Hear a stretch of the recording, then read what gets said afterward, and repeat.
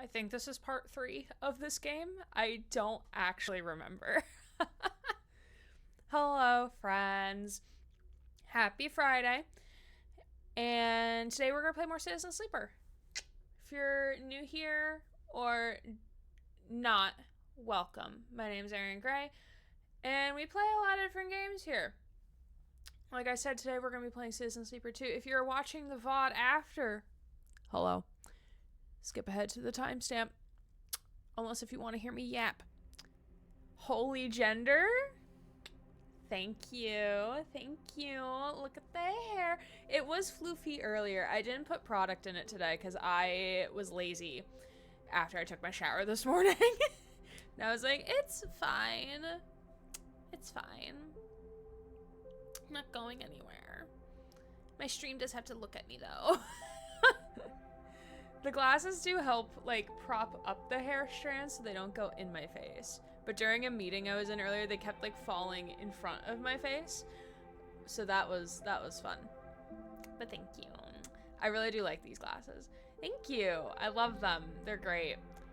After having to be fixed, like, 5 times. But now my eyes are a little bit more adjusted to them, so, like, they're not as bad in terms of me not being able to, like, see anything on them, which is fine. But happy Friday. Let me know what your weekend plans are. This weekend I started trimming down the clips I pulled yesterday from last year to make some trailer videos for the channel and also just raid videos as well. And there's a lot of clips. I narrowed it down to like 12-ish minutes, and then I did a second pass of cutting things down even smaller, that things like I only want like specific bite sizes of, and I'm down to 10 minutes, and I'm like, how do I whittle it down even further? I don't know. I might need like second opinions, honestly, because I don't know. I don't know what I want to do with them. I did debate the idea of doing like multiple raid videos or I can only have one channel trailer at a time. So what I might do is, for raid videos at least, have like multiple raid videos, because like, and at least the raid videos can be like a minute and a half if I wanted it to be a minute and a half instead of 60 seconds, because the channel trailers on Twitch and I think YouTube need to be 60 seconds. Plans are to take Jazzy for a walk, good, touch grass mayhaps, scream internally, play games, and sleep when applicable. I love that for you.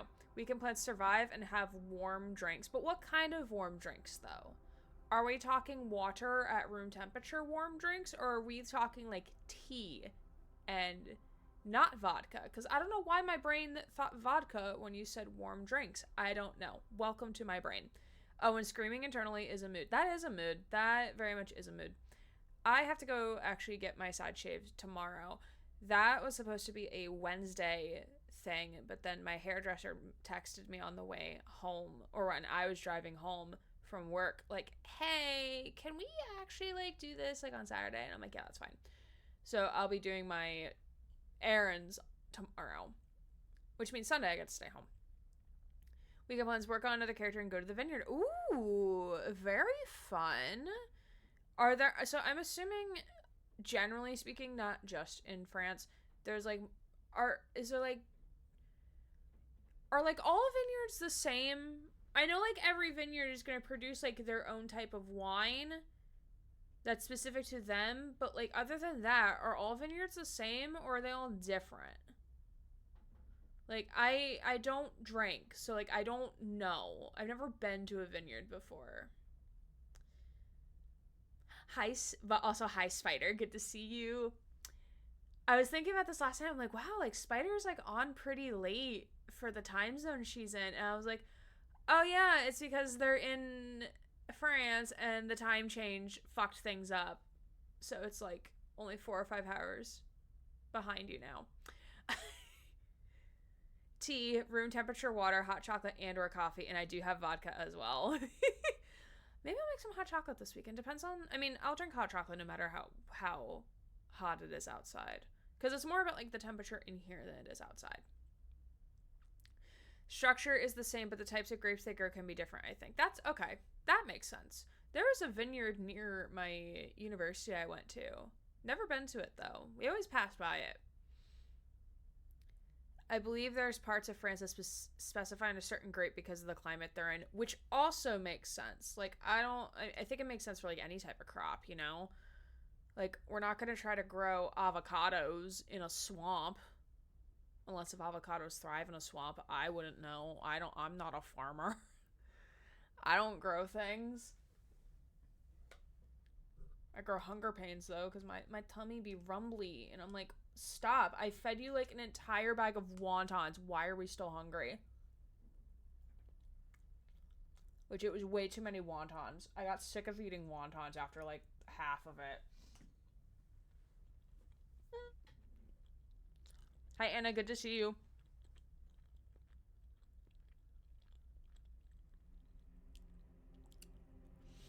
Joy going to chill vineyards and just vibing, looking out the fields is so nice. I can bring snacks. Ooh, yeah. Especially if you know what's going to pair well with the wine you're going to be served. Absolutely.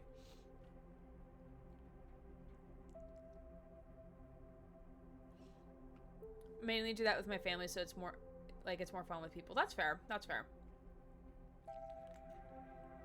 Wontons sound delicious. I boiled them, so it wasn't like in a wonton soup. I had gotten this bag from the grocery store, and I needed something for lunch, but I was like, I don't feel like eating chicken tendies and fries. I don't feel like eating or opening these other soup dumpling bags because this one is still currently open. So I had that. But I go to the grocery store tomorrow, so I can pick up some. I also pick up lunches for the week as well.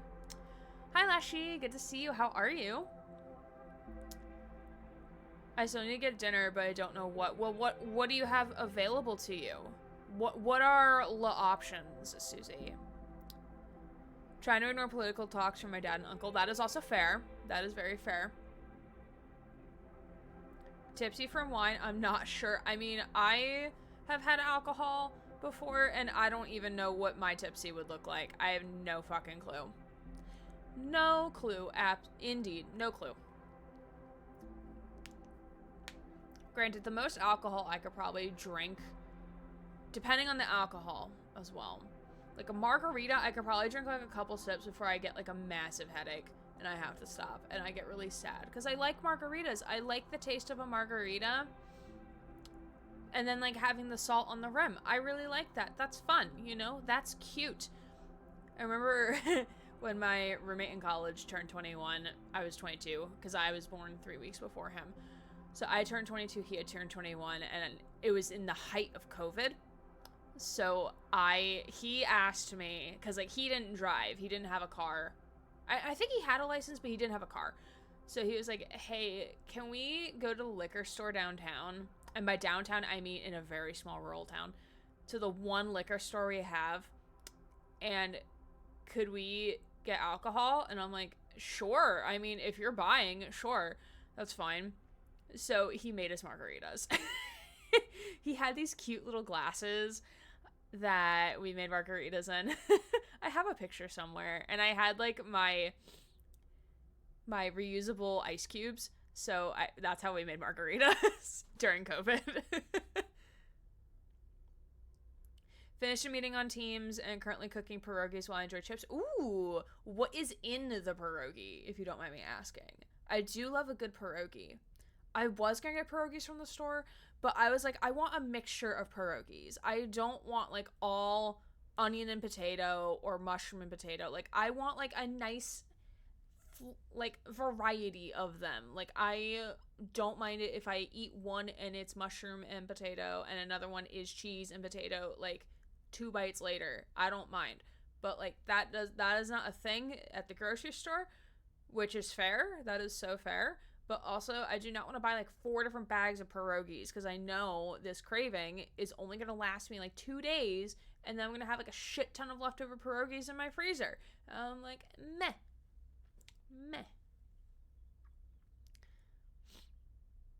Options are cereal, cheese, hot cross buns, and that is it. Yeah, but what kind of cereal though? As their own brand Special K. Um, maybe start with cereal, and then if you are not hungry, or if you're still hungry after that, then hot cross bun. That is my suggestion. Didn't drink for a long while, but drank the other day when you got your PC back celebration.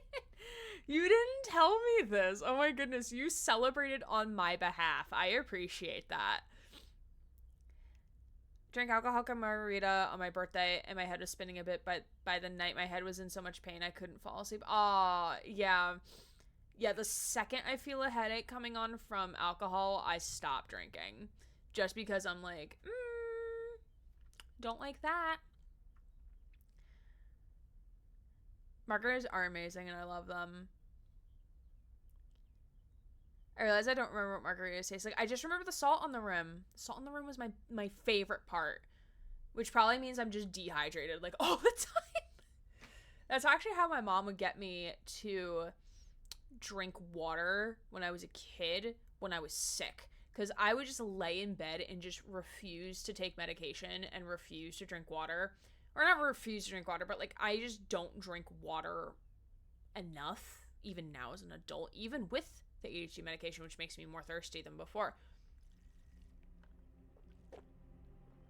But she would I would be like, I'm craving like a soft pretzel with salt on it. And she would be like, all right, cool, we'll go get you some soft pretzels from the store. That's fine, because it had the salt, so it would make me drink water with it. I hate cravings so fucking much. Cravings can be like, I don't mind them. It's just controlling my impulse control to like, if I'm saying like I'm craving Thai food, to not just like Grubhub Thai food. That's the thing for cravings for me. Packaged onion potato. Those are good. I love me some onions. When I got my wisdom teeth out when I was 19, my boyfriend at the time, he hand makes pierogies, like he makes them from scratch. So it was like a week or two after I had my wisdom teeth removed, and he came over and he brought like a batch of handmade pierogies, and like he cooked them for me with onions. It was really sweet. It was really, really sweet of him, especially because he lived like an hour and a half away.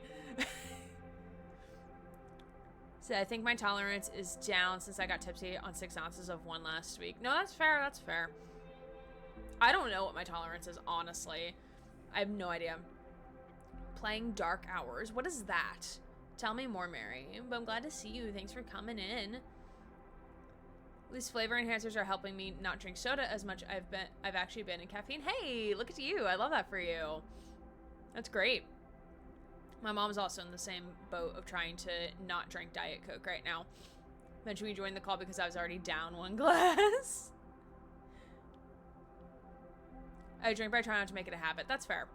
I have a bottle of wine in the fridge, but like I only pull it out like if I absolutely am like, ooh, like I want something spicy. I want the spicy adult juice. Anna, thank you for the lyric, much appreciated. Been creating burrito tacos for the last week. Oh, that sounds good. Those sound really good. Had my wisdom teeth removed when I was 17, right after I graduated high school. I had mine removed after my freshman year of college because my peer who plays trombone had to get his out because they were growing in sideways. So, and they were pushing against his current teeth. So when he would play his instrument, the back pressure from the mouthpiece against the teeth pushing towards the front of his face just created, it was so painful. Like he couldn't really play. So I was like, man, might as well get him out. We have insurance. So I got him out. Yay. Drink, make it a habit because it makes me happy, and then say, nope, stop, you're not drinking for months, and I actually don't drink for long as well, so I do have some control over when I drink, thankfully. Oh, good. The only thing is to make sure that you're not drinking alcohol to, like, I don't want to say cover up feelings, but like don't use it as like a crutch to make you happy. Is the best way to say it. Like don't rely on alcohol to like make you feel a certain way, cuz that's dependence and we don't want that. That's not good. Dark Hours is a thief simulator where you rob haunted places. Oh. You rob haunted places. That sounds really interesting. Sounds fun. I hope you're enjoying it. Bit of a lightweight. My exact tolerance seems to fluctuate quite a bit. That's fair. And I wonder also, like, this is me just like speaking into the ether. I wonder for like the femmes in the room if like you notice like your alcohol intake, or not your intake, your tolerance changes depending on your time of the month. Because I know for me, like my period symptoms are like all over the place. But like I know like I'll get really hungry, and also with a combination of my medication, some of my period symptoms also change too. Like there was one month where like I just like, no matter how much water I drank, I was just so thirsty all the time. And then like it was like a couple days later I was back to normal, and then I started bleeding, and I was like, oh, that's why I was drinking the entire Atlantic Ocean in like 2 days.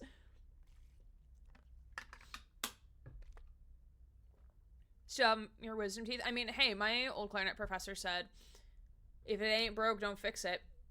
He still has his wisdom teeth last time I checked. And granted, I'm not checking with him to make sure he still has his wisdom teeth. But, like, he was like, nope, they're just sitting there. And they're just chilling. They're vibing. They're not causing problems. So, like, he just never got them out. I'm like, that's fair. That's fair. Topic of food, I found out that on submarines, they have the best cooks to keep morale up in the isolated environment. Oh, because when I retire, fun. I want a television the size of a billboard.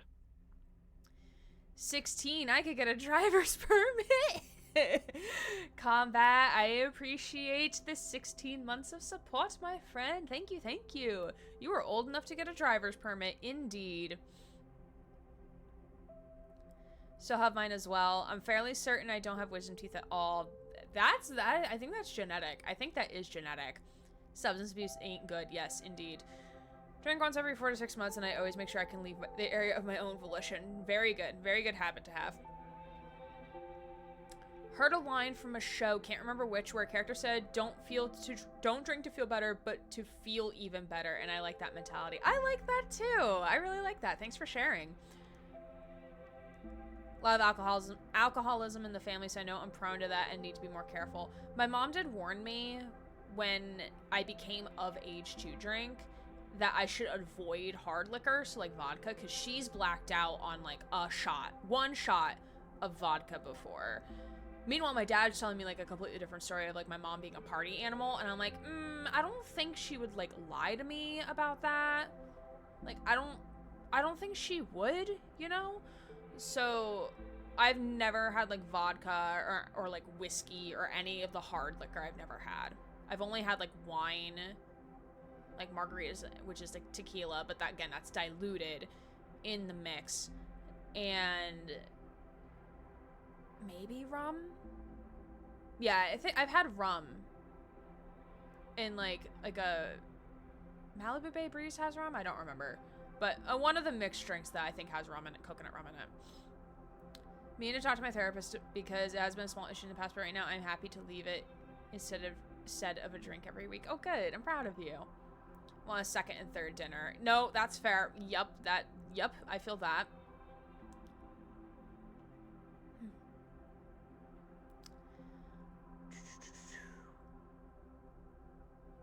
I'm doing good, Combat. We are happy it's Friday. Happy I got to work remote today because it's spring break, which means peak advising is next week. Yay! Oh no, help me.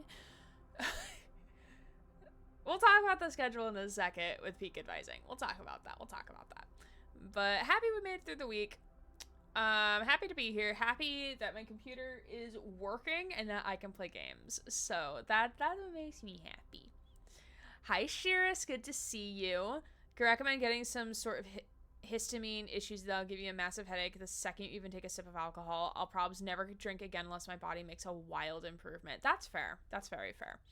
good for on everyone for like knowing your limits. I realize I don't know if I've heard anything about my dad's wisdom teeth. Maybe that's where I got the lack of them. Maybe. I wouldn't believe your dad with that. What the fuck? Vodka tastes like shit anyway. That's fair. Glad it's the weekend. Can't wait to sleep in tomorrow. Absolutely. I also make sure like I have... No, I'll definitely wait. My hair appointment's at 9:45. Like, I should definitely be awake by 9:45 tomorrow. Picos makes it hard to guess when it's going to happen, so I can always tell when I am hungry like a horse and the cramps want me to curl up and cry in a cryo pool.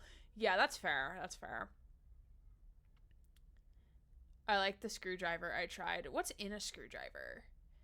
Also, you should be proud of me for knowing that's an alcoholic mixed beverage and not like something completely different. You should be proud of me. I'm proud of myself for remembering that. But yeah, to talk about schedule. So today's Friday, so we're playing Citizen Sleeper. Saturday, tomorrow, we will be jumping back into Life is Strange Double Exposure, which will finish out Chapter 2 of the game. And then that's probably what we'll call it for the night, just so that we can do like a chapter stream. Monday is the beginning of peak advising for me, which means I am going to be big sad and big cranky, probably, maybe. There is a chance. So Monday we're planning on Botany Manor, and Tuesday we're planning on Dead by Daylight. What I'm thinking for peak advising is that every game that we play, like, assume there's going to be a stream that night, unless if I say, like, no stream, I'm canceling, bye. There is a chance that instead of playing the game that we originally planned on playing, we might play Dead by Daylight. Just because I know with Dead by Daylight, like, as of right now, like, I am eager to play Dead by Daylight. So that will be something, like, I can easily hop on and stream without, like, much of a thought. I just have to fix the overlays. But that's kind of the vibe right now. What we'll probably end up doing is, because I know on my work days I will be speaking a lot because I'm meeting with a shit ton of students, Citizen Sleeper will probably move to the weekend, so we'll probably do Citizen Sleeper next Saturday, and then we'll probably put Life is Strange on a weekday, just because Citizen Sleeper, I have to talk the entire game because it's text-based, no voice acting. So, not to completely ruin my voice. That is what we are doing. Indeed. Eat some metal screwdriver. I have one in my back drawer if you want one. Vodka and orange juice. Ah, okay. Emma introduced me to apple juice and Fireball, and I haven't gone back since. That's one hell of a great drink. Fireball sounds dangerous, though. Been drinking this without realizing it's a screwdriver? I mean, it might also be called different things depending on your area, too. I know, like, when me and my coworkers like to go out for dinner, sometimes, there's the place that we go to will do non-alcoholic beverages, but they're still pretty fancy. So, like, everyone else will be drinking, like, a mixed drink, someone will get a beer, etc. And then, like, I can have, like, this, like, cute little drink, that, like, feels fancy and looks fancy, and it makes me feel like I'm drinking alongside them when I'm not actually, and it's so nice. I think we've talked about this before, about, like, how more restaurants, especially, like, regional or, like, family-owned, probably, maybe not, like, the big corporate chains, are, like, starting to have more non-alcoholic, but there are still mixed and fancy beverages on their menu, which is kind of nice.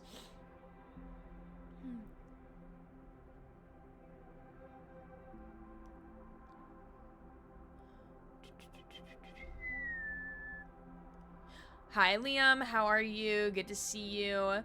Thank you for the check-in. Amaretto is an A++ from what I remember. On my bookshelf. Gotta eat that real quick, BRB. Eat what? Oh, the screwdriver? Please don't actually do that. Please, thank you. I need you to be modding, please. I'm all out of my own screwdrivers now. I have like 3. I have like 3 of them.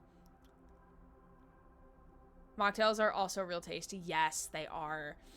I know I've seen like some student life or student event student event services will do like mocktail things, or I think our dining services might have something for like a student event, so it's like it could still be fancy. I did get a new name. What name would you prefer, my friend? Tell me how I should refer to you, please. The new DBD killer. I have. I'm very excited, and I am not an anime fan.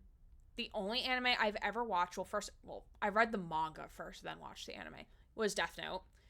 I started Attack on Titan, which I know there is a collab of Attack on Titan in Dead by Daylight, but never finished Attack on Titan. But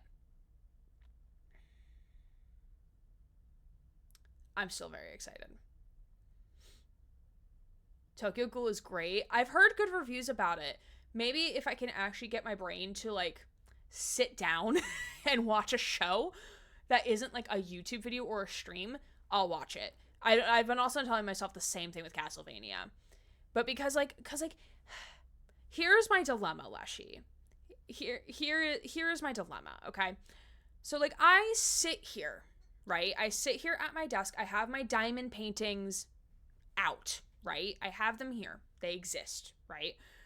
And all I want to do, like, I want to watch the show, but also, like, do the diamond painting, which does require, like, some sort of hand-eye coordination, right? But, like, I can only do one at a time. So, I gotta figure it out. Apparently the manga is better. I wonder if the university library has it. Hold on. We're doing a deep dive right now.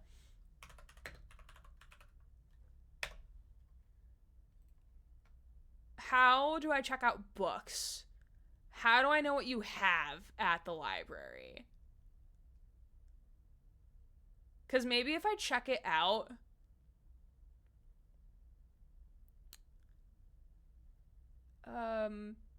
where can I look at what books you have?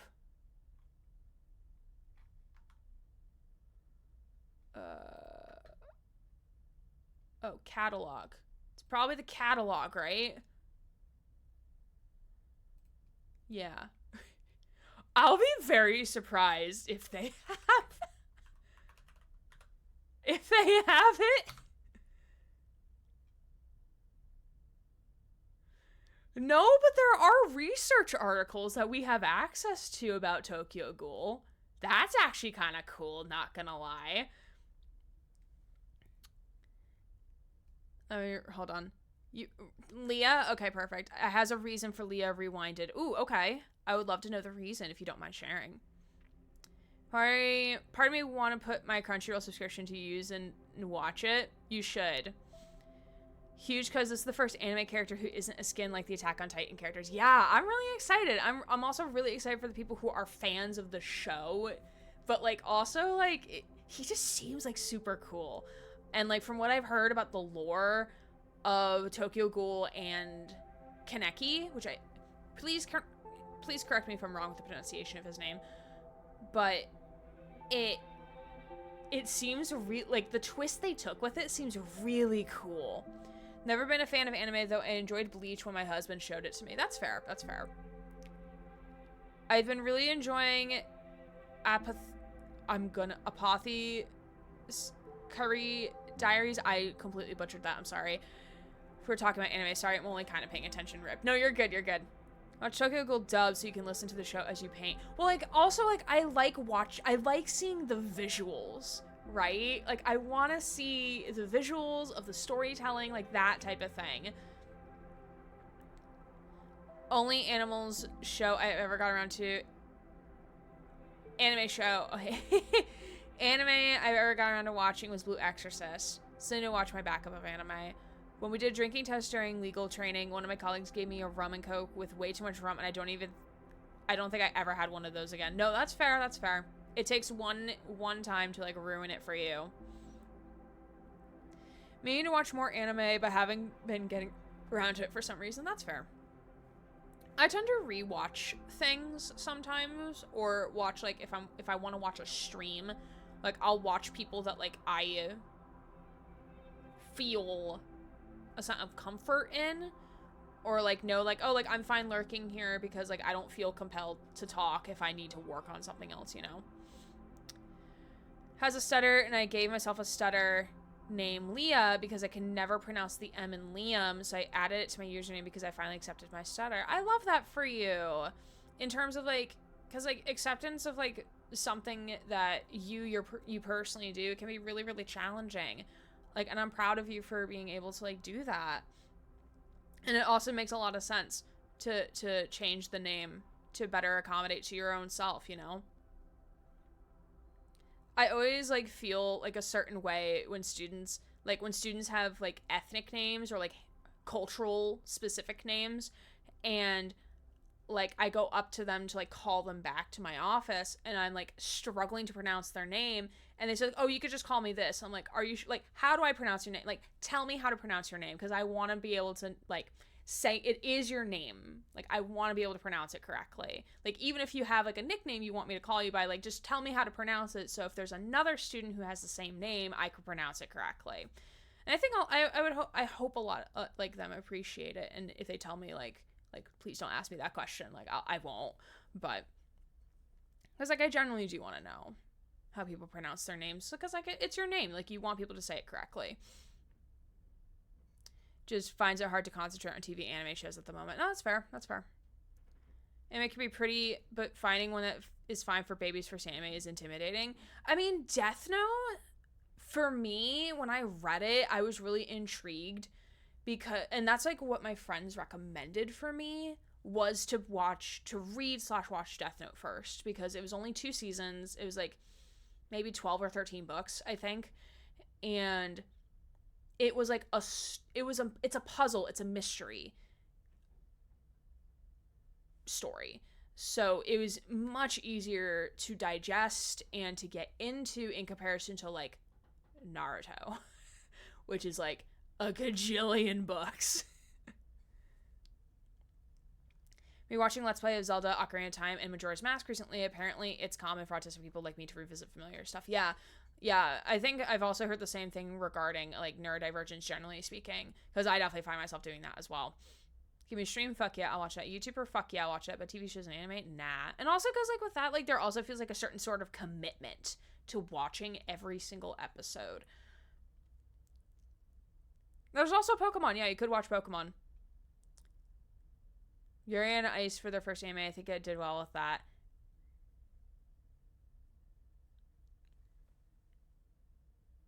Spider, thank you for the lurk. Happy Spider. Death Note had been my first, and that certainly left a lasting impression. I really liked Death Note. I would have to rewatch the second season to remember what the ending was, but I know the ending between the manga and anime are different. Pokemon Sun and Moon is a great suggestion for a little child. It's both legitimately good, but also not scary. That is fair. I hate Naruto, but if other people like the show, I'm cool with that. That's fair. That's fair. I watch Benenya all over again. But also, yeah. So apparently my library has access to articles written about Tokyo Ghoul. So like Intrusion of the Other, Identity, Ethics, and Transplantation in Sui Ishida's Tokyo Ghoul, To Live is to Devour Others, Food Ethics and Tragedy in Tokyo Ghoul. Oh, someone did a dissertation. I'm not sure if it's like with an our university, but someone did a dissertation on it. Scanlation versus official translation is case study on Tokyo Ghoul.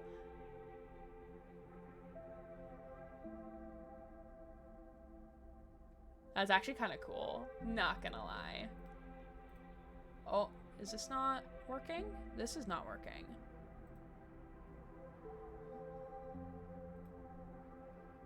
Don't use that microphone. We want to use that microphone. Yeah. There we go. Now my closed captions are working. Okay. We should probably jump into game. It's been a hot second. We've been just sitting here yapping, but that's okay. I like to yap. I like to yap with y'all. And also because it's been a hot minute since we've yapped together, so that's also totally fine as well. I'm gonna turn on that light.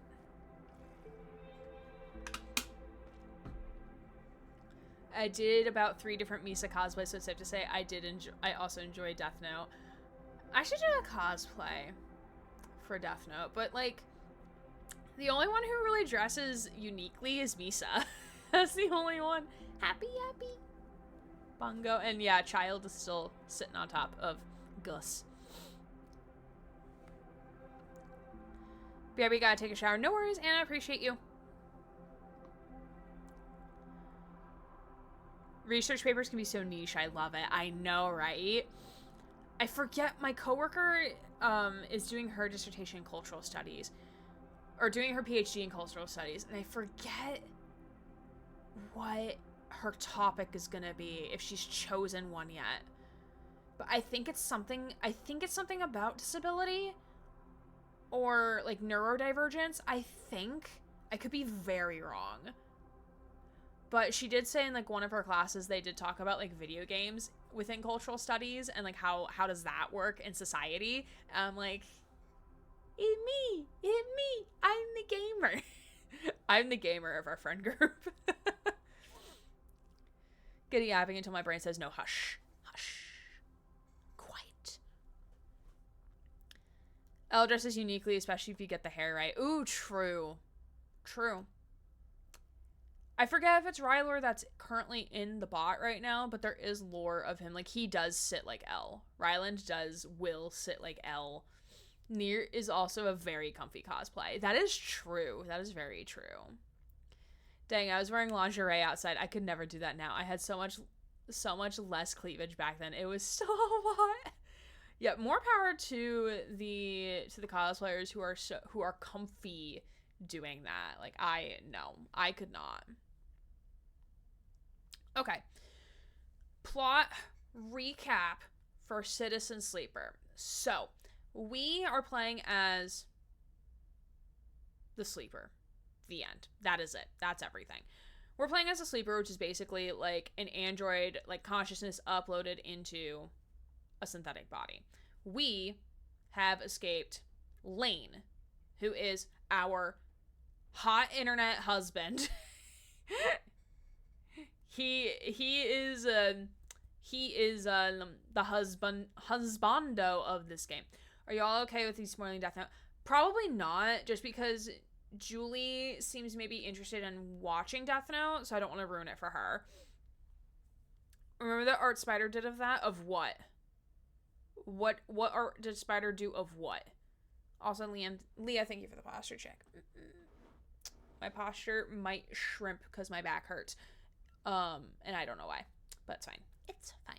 But we're playing as a Sleeper. We escaped from our captor known as Lane, who is a haughty, bad villain, and we love him. Me, what I do? You did art of something. I don't know what art Susie's referring to, though. I don't know. Maybe something revolving JoJo's? I have no idea. Did art of Riot in the position of what's his name in Death Note? Oh, wait, did they?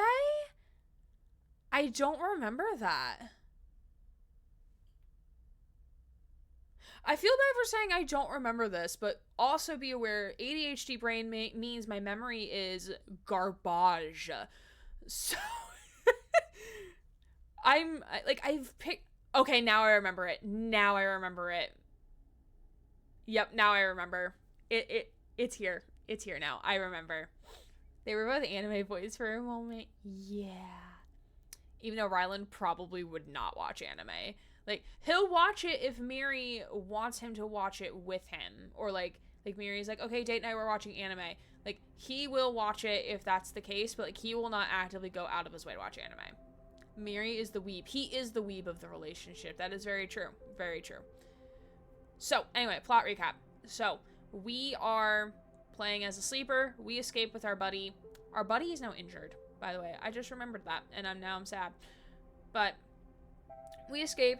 We pop around the Starward Vector, and we basically learn at the end of last game that there is something wrong with our body.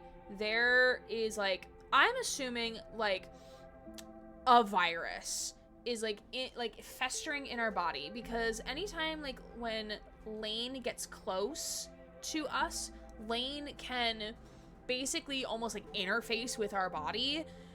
And I'm like, okay, so Lane has like, kind of like Connor in Detroit Become Human has like his emergency exit program.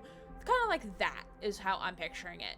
So we have to find the things to we have to diagnose what's wrong with our body. So we know there's something wrong, but we don't know what. So it's like when your PC, not naming any specific PCs, if the PC's in the room with you, but when your PC decides to do funky shit, and you're like, well, there's something wrong with you. We have to do the diagnostics. So we're in the diagnostic finding phase right now with our body.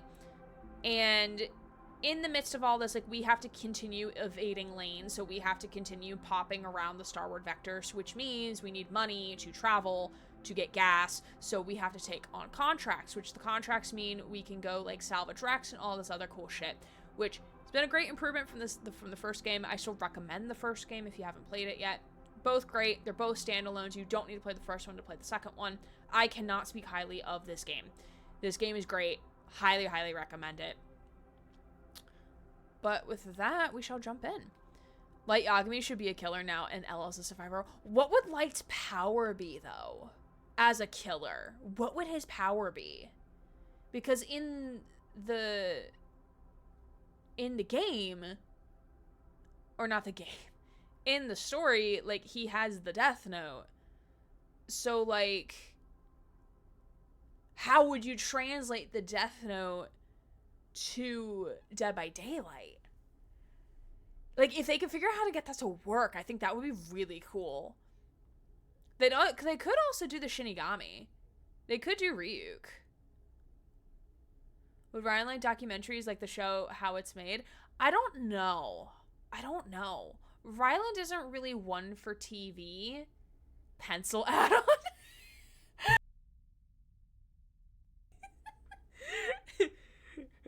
The iridescent would be a red, like a freshly new number 2 pencil, or like a really nice ballpoint pen.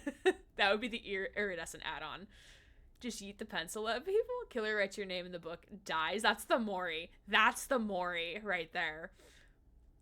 Power would just be the Death Note. But, like, I'm guessing, like, referring to, like, how would the Death Note be used, right? Because, like, he needs to have a melee, because all killers have a melee. And would he just whack people with the book? That would be kind of funny, though. This could be such a memey killer, and I would be so here for it.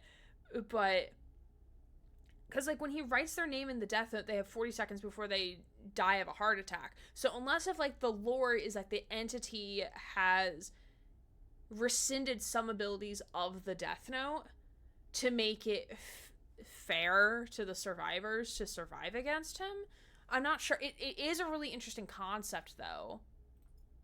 Smacks you with the book. I mean, I'm here with it. He can smack me with the book if he wants. Okay, we're just gonna slightly adjust the volume here.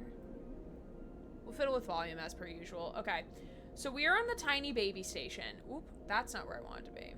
He's doesn't make them punch themselves. Oh, maybe. That would be fun. That would be interesting. Okay. Okay, it's glitching on my other screen over here, so that's a little concerning, but that's fine. Just smacks you with the book. He like programs about space and the stars, maybe. Oh yeah, he'll definitely enjoy like stuff about astronomy, but I don't think that he's not like the type to like sit down and like watch like Stranger Things as an example. Death Note would certainly be nerfed like Sadako and Vecna.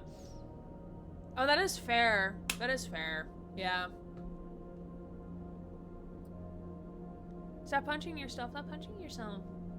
Maybe Light and Ryuk could be the killers together. Almost like the twins. Yeah.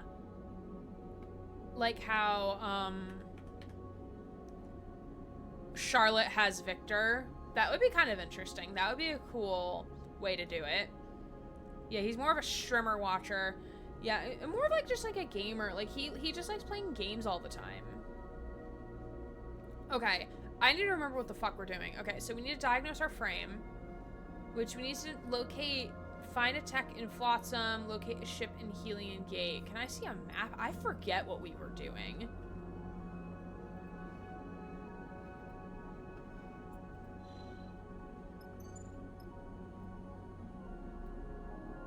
Okay, so we can't go here right now. Has not required.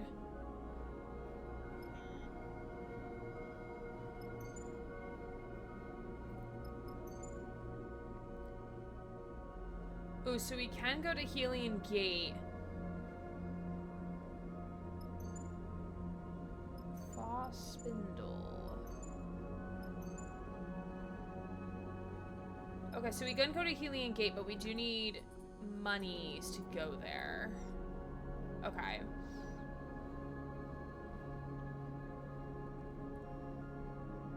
Cool, I'll bring it Tetsuo from Akira into... I do not remember who those are. It's been so long since I've read it. I have the first 2 black books. Been slowly collecting them as I go to, like, thrift stores and stuff. Okay. So we need more fuel. And we're still on a clock. So we do have a clock for this, because once it counts all the way down, that means Lane has located us and we need to hightail it out of here. But we'll probably hop ship before, we'll probably leave to go to Helion Gate before that, though. We might have gotten a contract, or we might have done it already. I don't remember. No after contracts. Never mind. Plus, I wouldn't mind Gio, Brandon from JoJo's, who doesn't want to be killed by a vampire with Punchy Boy Stan.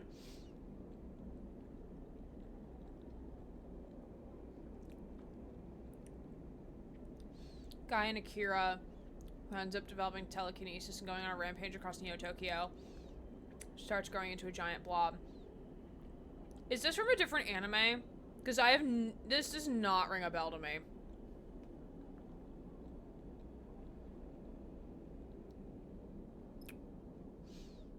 Okay.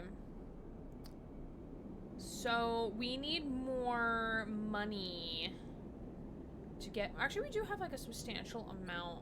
We need fuel. Okay, we can fill fuel. Yeah, let's fill our fuel. Okay. Yeah, because I want to keep my dice for when we get there. Yeah, let's... Oh, Bliss is with us. Oh, yeah, we don't have, our friend. I don't know where our friend went. Okay. Oh, nope, that's not what I want. I want to go to the belt. And we're going to travel to Helion Gate. That's where we have to go. What's cadet?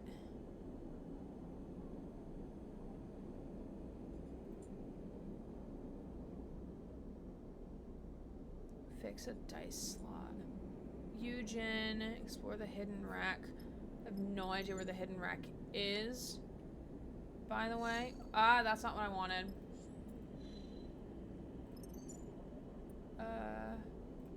Yeah, we'll go there.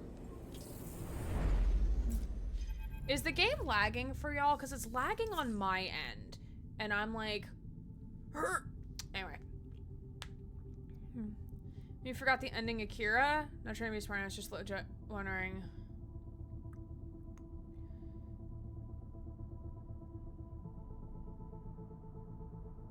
Yeah, I don't remember. I honestly don't remember. I think in my second or third watch, like, it's been years since I've watched it or read it. So I'm probably, there's definitely a high probability I am forgetting things. Helion Gate hangs over the rig. So, the rig, and I'm guessing this is the gate. Its corroded arches resemble the dislocated vertebrae of some vast, long-dead serpent. Oh, Serafin is here. Serafin's our little injured boy. He's the guy who helped us escape the first place. He's so cute in this outfit. Can we just pause and admire our boy? Admire, look at him, perceive him with your eyeballs. Okay. Look at him. He's not husband, because that's Lane, but he's like second husband. That's one big ugly scrap pile. Serafin whistles from the pilot seat. Solheim didn't like to build them small. What was it for? Serafin shakes his head. System's biggest door only opened if you ask nicely. So maybe like a warp speed thing, like a connector across galaxies. Perceived. Forgot to check out the eclipse last night. A little annoyed. Oh no! I didn't even know there was an eclipse last night until I saw like a TikTok about it the next day. I was like, oh, did not know that. Also, probably wouldn't have been able to really see it in my apartment, but that's fine. I hope we can keep him like that. He does look cute. Me too. Me too. Gotta be big if you want to fit every ship that visits the system through it. Bliss cuts in from the back of the cockpit. Impressive, really, building something so massive out here. Solheim liked to impress visitors, sure. Serafin leans forward, looking for the best place to enter the structure, but they also like to scan entire ships and impound those that didn't enter through the gate. Serafin catches your eye, looking for some agreement, not the most admirable qualities.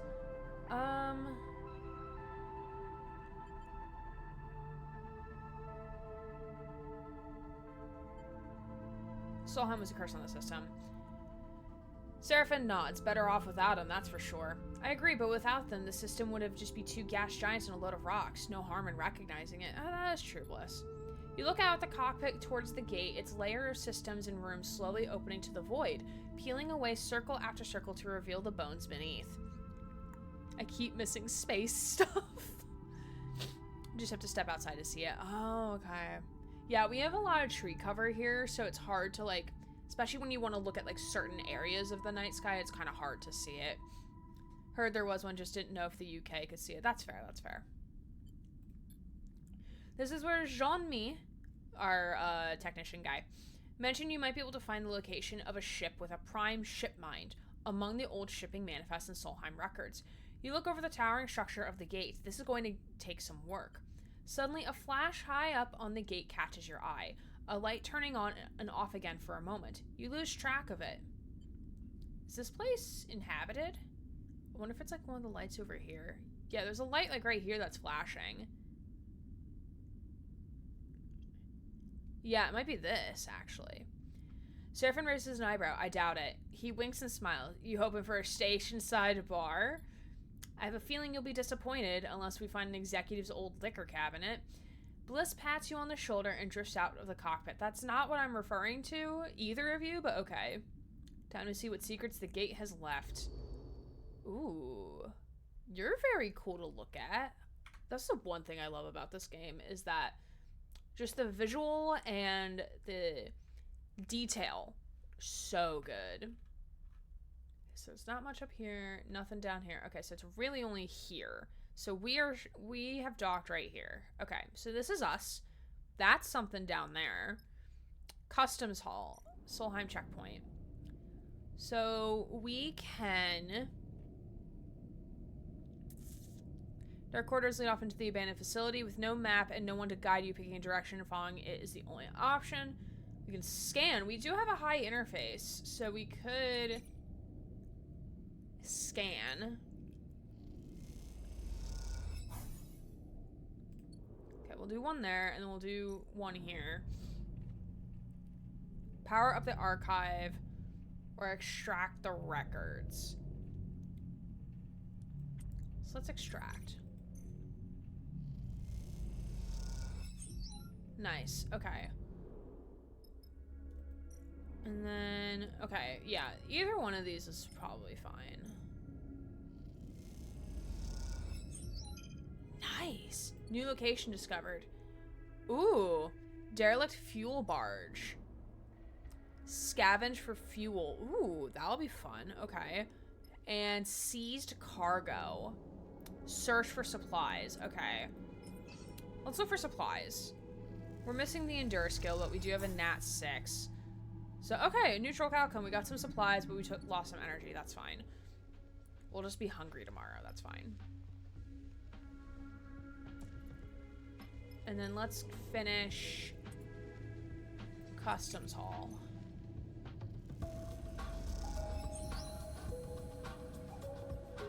Ooh, this track's a bop. I'm here for this. New location discovered. Gate structure. Okay, so we can cut away scrap. And data scraping. Ooh, okay. Okay, so we have to rest for the day anyway. So let's end cycle.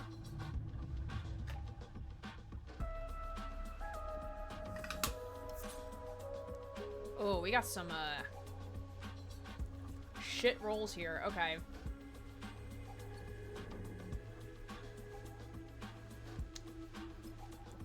Okay. Okay, let's see. Okay, at least we have...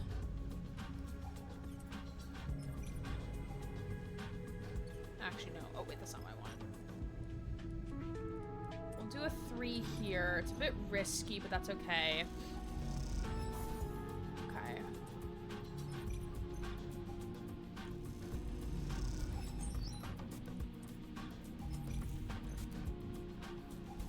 Let's see. Does this yield anything? It does not.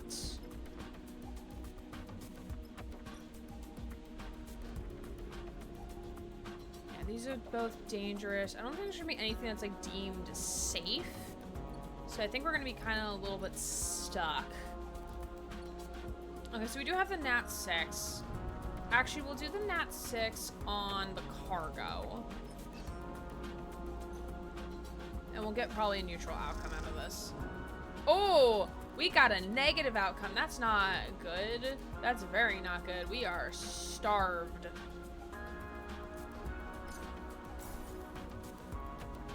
Nice. Okay, and we have 1 dice left. End cycle. I'm not worried about it. That's fine.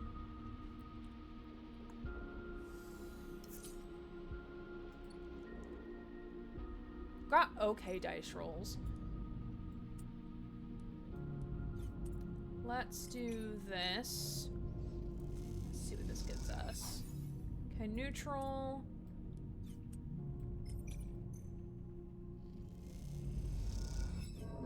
Ooh, negative outcome. Okay.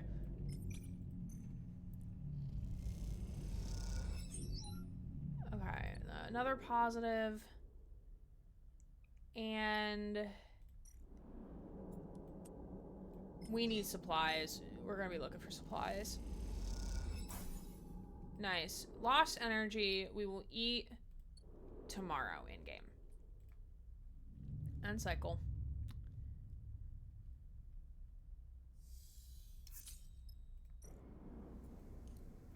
I also love the idle sounds as well for like when you're just moving through the interface. Ooh, we have great rolls actually. These are great. Okay. Let's see. And we'll do a 5. We'll save our Nat 6. Ooh, okay, we found something. I've missed this game. I missed it too. I was wanting to play it during my break so bad. I'm happy to be back with all of y'all. In the dark and airless void of the archives, something flickers.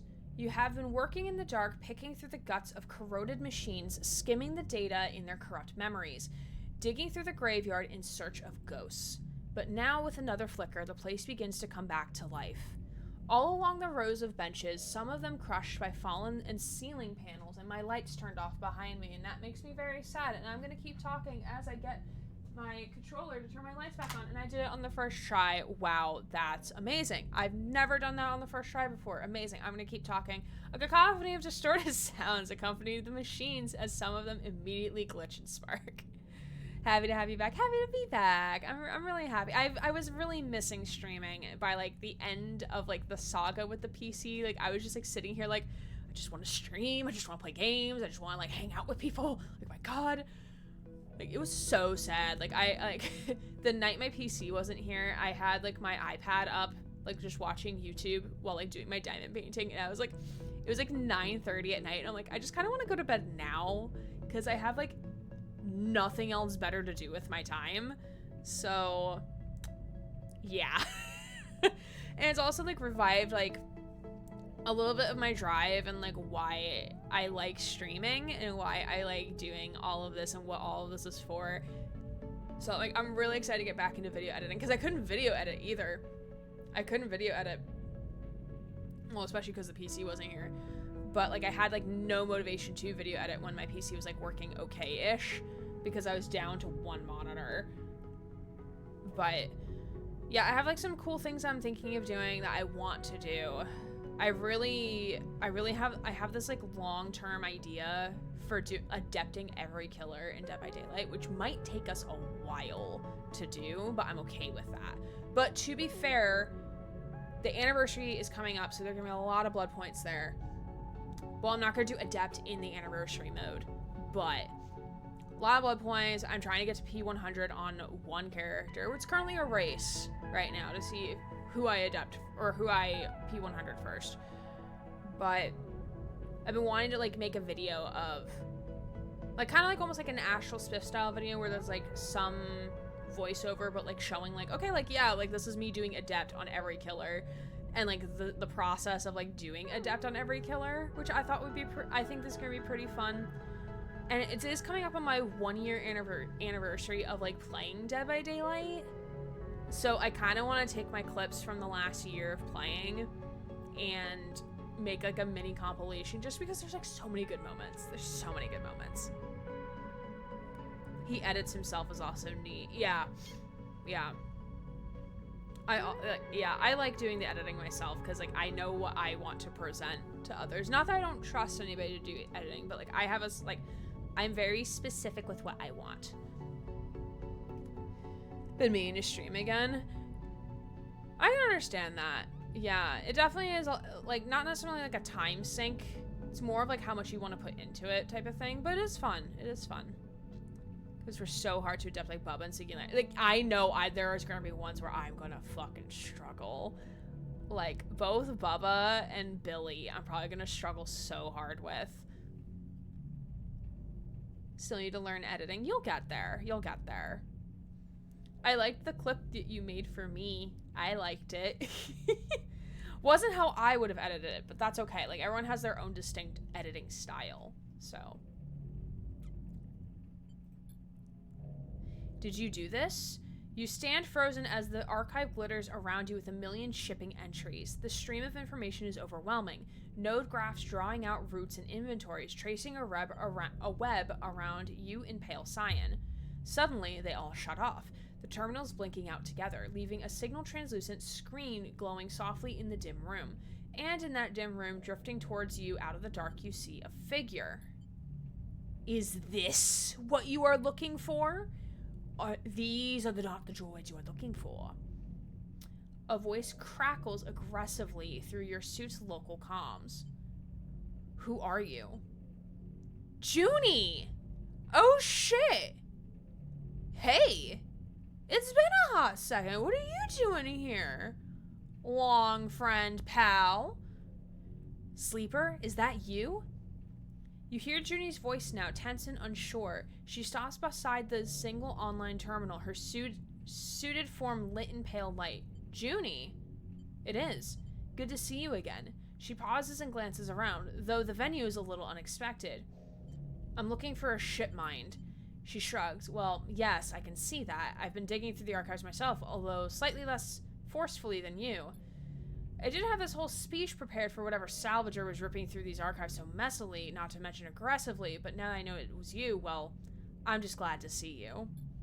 Although you really need to be more careful, you could have taken the entire archive down the way you were working with that. These machines are decades old. You can't just rifle through them like they were a scrap pile. Oh shit, a voice. Adept is also the only time and reason I played Trickster. That's fair. That's fair. I do want to get, like, somewhat comfortable with all the killers, especially with, like, the different challenges and stuff. Probably post it somewhere else, but for now I'm going to keep it only for your ears. That's fair. That's fair. Keep nodding off on accident. I think it's my bedtime. It was hella fun hanging here with y'all, and I'll catch y'all later. Bye, Spider. Have a good night. We will probably take a 5-minute break as soon as we're done talking to Junie, pending it does not take us 15 years to talk to Junie. In terms of, like, the dialogue being a lot long. I saw the pattern of your queries. A prime shipmine-equipped ship still operational at the collapse, last located in the region around Helion Gate. You can feel how pleased she is with herself from here. That about right? Nicely done. Ooh, water dame. Thank you. Bye, Leshy. Thanks for hanging on out. Good to see you. Water, your streamer. Your streamer.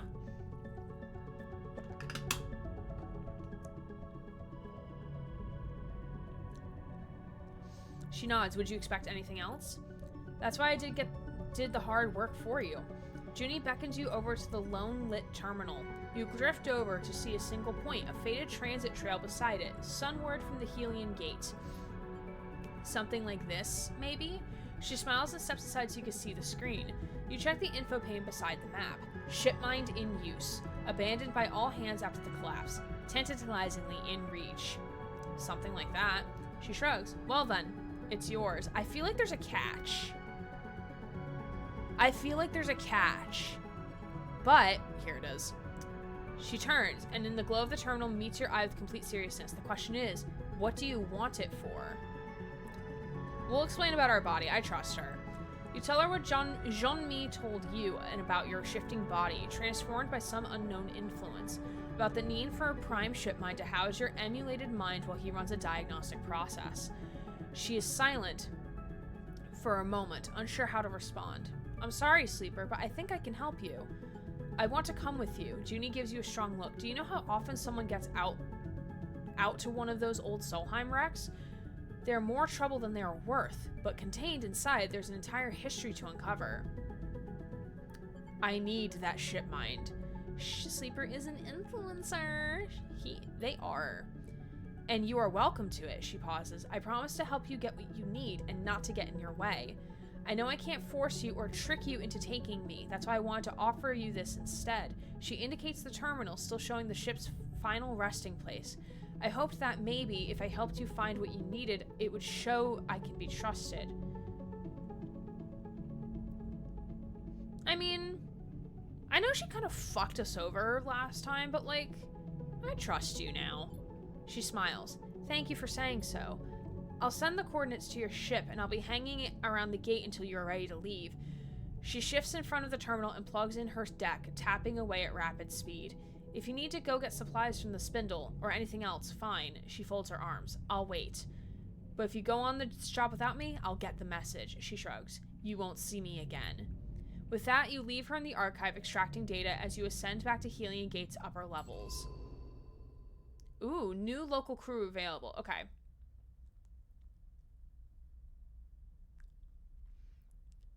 This is not a new outfit for her. That's the same outfit as before. Okay, so what can we... You can scavenge for fuel. Ooh, so we actually have to leave from here to get what we need. Okay, so we should scavenge for what we need here. Okay. We did find fuel, though. That's nice. That's good. What can we get by data scraping? What do we get? Oh, Solheim data. Okay. Sure, bud. Okay, and cycle.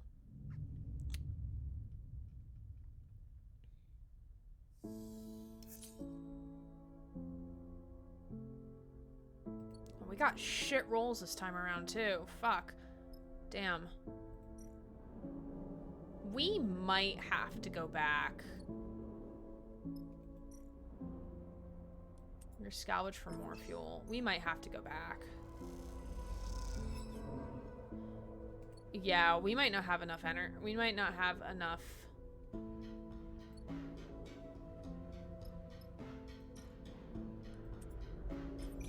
I did say we were going to take a 5-minute break. I did. Oh, shit. Negative outcome? Oh. Fuck. Now Yeah, we're gonna have to go back.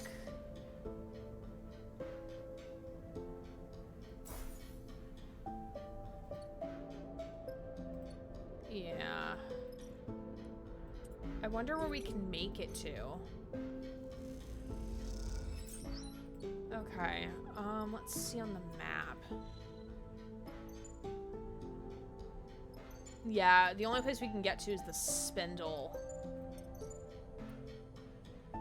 So yeah, I'll go to the spindle. Unstressy your slipper. Your slipper? Ooh, okay, Serafin wants to chat. But we're gonna take a 5-minute break first before we chat with Serafin. But in the meantime, don't forget to do self-care things. We'll be back in 5 minutes to keep on playing. We'll probably play for maybe around another 2 hours. It's probably going to depend on how my voice feels, to be honest. But we shall see. We shall see. So, self-care things. We'll be back in 5. I will run an ad in between, but you won't be missing anything, and we'll be right back. Hello, friends. Welcome back. Good to see you. Good to have you. We're going to continue playing Citizen Sleeper 2. As Ryland lays dead in the pile of snow, which I do need to update that. I do need to make it spring-themed. CPR for the boy. Yes, indeed. Because Astarion was mean. Go, rat, go. Go, rat, go. As I send Rye out on a walk. Or actually, no, I did send him out on a walk today already. So he is good. Did that. Oh yeah, I did everything I needed to do. Cool. Yay! Shay, thank you for the lurk. Much appreciated, friend.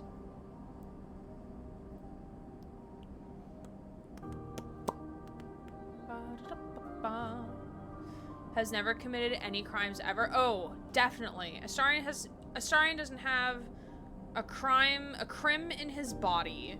Crime does not exist in his body. Absolutely not. Nope. Nope. No crime here. No crime here. Okay. Anywho. Alright. So, second husband wants to talk to us. Sleeper. Serafin catches your attention as you go to leave the ship. Can I have a minute? Sure. Serafin ducks into a maintenance passage and waits for you to follow. Astarion never did anything wrong ever. Yeah, he's never done anything wrong ever. He's been a good bean forever. Forever and ever. In the narrow passage framed by loose wires and thick conduits, Serafin looks suddenly small, trapped. He looks at an open circuitry panel as he speaks, avoiding your gaze. Can we just have a polycule with Serafin and Lane? It's gonna be a very toxic polycule, but yeah, we could definitely do that. You see he is playing with a coin in his hand, nervously spinning it in the air. Are you Connor? Hello? Since we cleared Hexport, I've been putting feelers out for something. He rubs his hands nervously. I've been in the belt a long time, and I came here alone. But back on Darkside, just before we made a break for it, I heard something. I heard someone was looking for me. He pauses, trying to organize his thoughts. Who's after you? I also heard something else. They said the person looking for me claimed to be my sister. He waits for your reaction. It could be a ruse. Oh, I know, Sleeper. He shakes his head. But I need to know. The thing is, I haven't seen my sister in a long time. I was still a kid when I left. So was she, though I don't think she would have liked to admit it at the time. He smiles to himself. I know you don't remember how it was back in Darkside, I mean. But we were alone, you and me. Lane didn't let us out much, just to work, and that was all. So when I overheard one of his guys mention someone was sniffing around, trying to find me, I didn't know what to think. He frowns. And then, hearing it could have been my sister, he goes quiet. Wait, second husband stay with us. Yeah, well, he may be requesting us to go with him to find, to figure out where this other bounty is coming from. That's what my interpretation is so far. You try to recall that time, the cycle spent under Lane's influence, working for him in exchange for stabilizer. You close your eyes, focus, but the details flicker. The images collapse and reform. Has Serafin told you this before? Was this all part of your plan? Is this why you helped me escape? Yes, he shrugs. It changed things for me. The thought that she could be out there. Don't get me wrong, I wanted to get you out of there too. He pauses, and you sense he's finding this difficult. I know it doesn't matter now, but I told you about her back then. Before. I'm sorry, I don't remember. It's okay, Sleeper, I understand. Since we got away, since Hexport, I've been asking around, speaking to spacers, traders, and like I said, something has finally come up. It seems whoever was trailing me left Darksides pretty soon after Utsubo caught wind of her sniffing around. I doubt they made her feel very welcome, but I managed to get a name. The name she gave, Luz, wasn't my sister's, but that doesn't mean much. It gave me something to follow. She bounced around from the wash a little. Far spindle, flotsam, not sure why. He squints at a loose wire. The last thing she did was book passage to Wellspring on a Lotic freighter. That's it. How do you know about this? Mostly ship manifests and port records. A few favors on the quiet. I want to go to Wellspring, Sleeper, to know if it's really her. And if it isn't, to settle what needs settling. Sure, let's do it. Yeah, second husband, let's go. Thank you, Sleeper. He meets your eye. I will admit it's been strange, reminding myself that everything we talked about back on Darkside, everything we did, it's lost now. He smiles. But I'm glad to see you are still you, whatever that means. I'm not sure I know who I am. Me neither, he smiles. Anyway, better get back to it. Serafin squeezes past you in the corridor and glides back towards the engine room. You watch him go, wondering if your past together can ever be reclaimed. Your mind wanders to thoughts of Serafin's sister. For a moment, you wonder it is like to have a family, and if you'll ever know. Ooh, Cadet! Hey, Cadet! So this is one of our side missions. Sleeper. Cadet drifts from the shadows outside Bliss's Bay, looking around nervously as she approaches. Seems like I'm going to need to call in that favor. Her face is pale and deathly serious. Are you okay?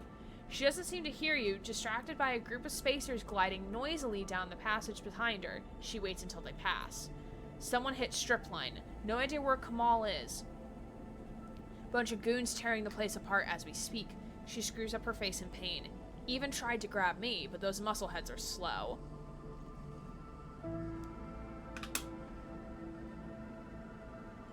Okay, so who would attack a courier?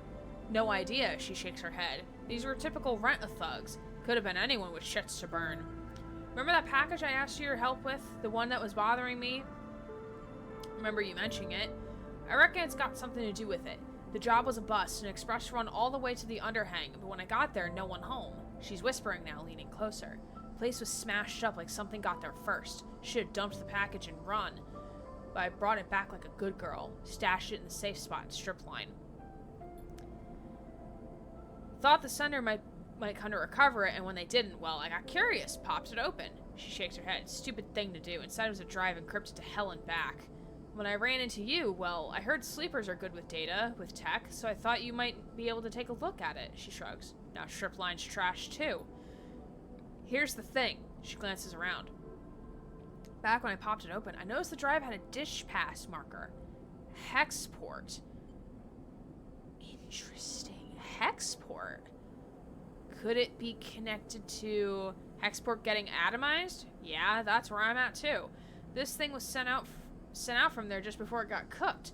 She pauses, and with that kind of attention I've been getting the past couple of cycles, she slips a hand terminal from her bag, taps a couple of times, and holds it to you. Cadet stares out at you from the screen, straight-faced and pale. Beside her picture, you see a block capitals. Spindlejack KD754, in breach of FAR spindle codes B12 and F34. Reward for information leading to capture considered dangerous. Dickheads blast down on every transit channel. Every Spindlejack hauler and freight carrier is going to be watching for me. She pulls back the hand terminal angrily, stuffing it away in her bag. Something's going on. Oh shit, there's a warrant on her. Anyone who can help?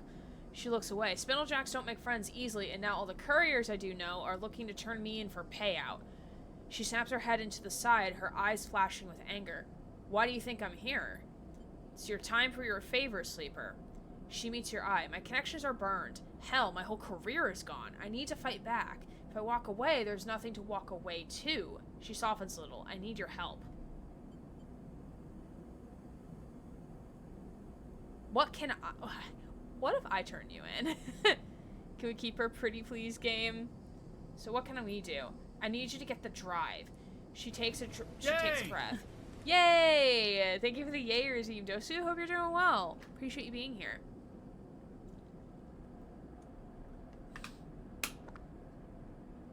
Did the yay sound?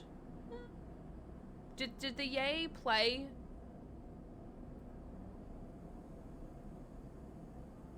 Okay, it did. Okay. I wasn't sure how fucked my audio channels got when we did the reinstall. And also thank you for the check-in. If they want it that much, then I can use it to buy my way out of this shit show. And I tucked it away somewhere safe, so my guess is they haven't got it yet. You just slip in, I'll give you the location, and pull the thing out. Should be simple. Okay, sure, let's do it. She nods seriously. Thank you.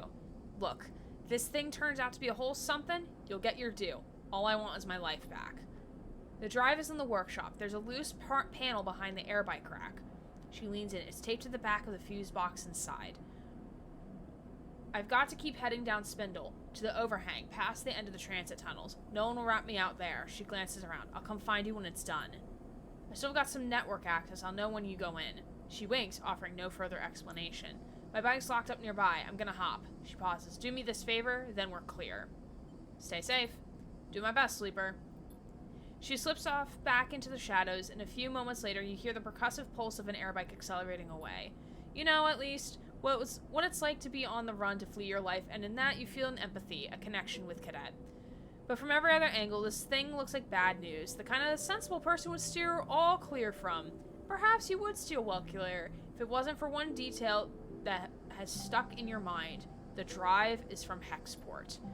Is that all that enough to send you down to Stripline in search of that drive? Only time will tell. Okay.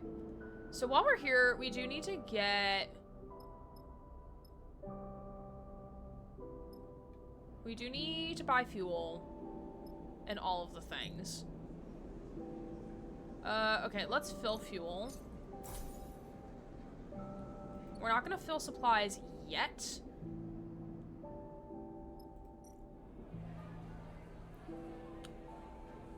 Ooh, we can earn a meal, but we can do that later. Okay, so we can get monies. Ceiling shift. Goodbye, scrap. Scrap shift. That's the strip line there.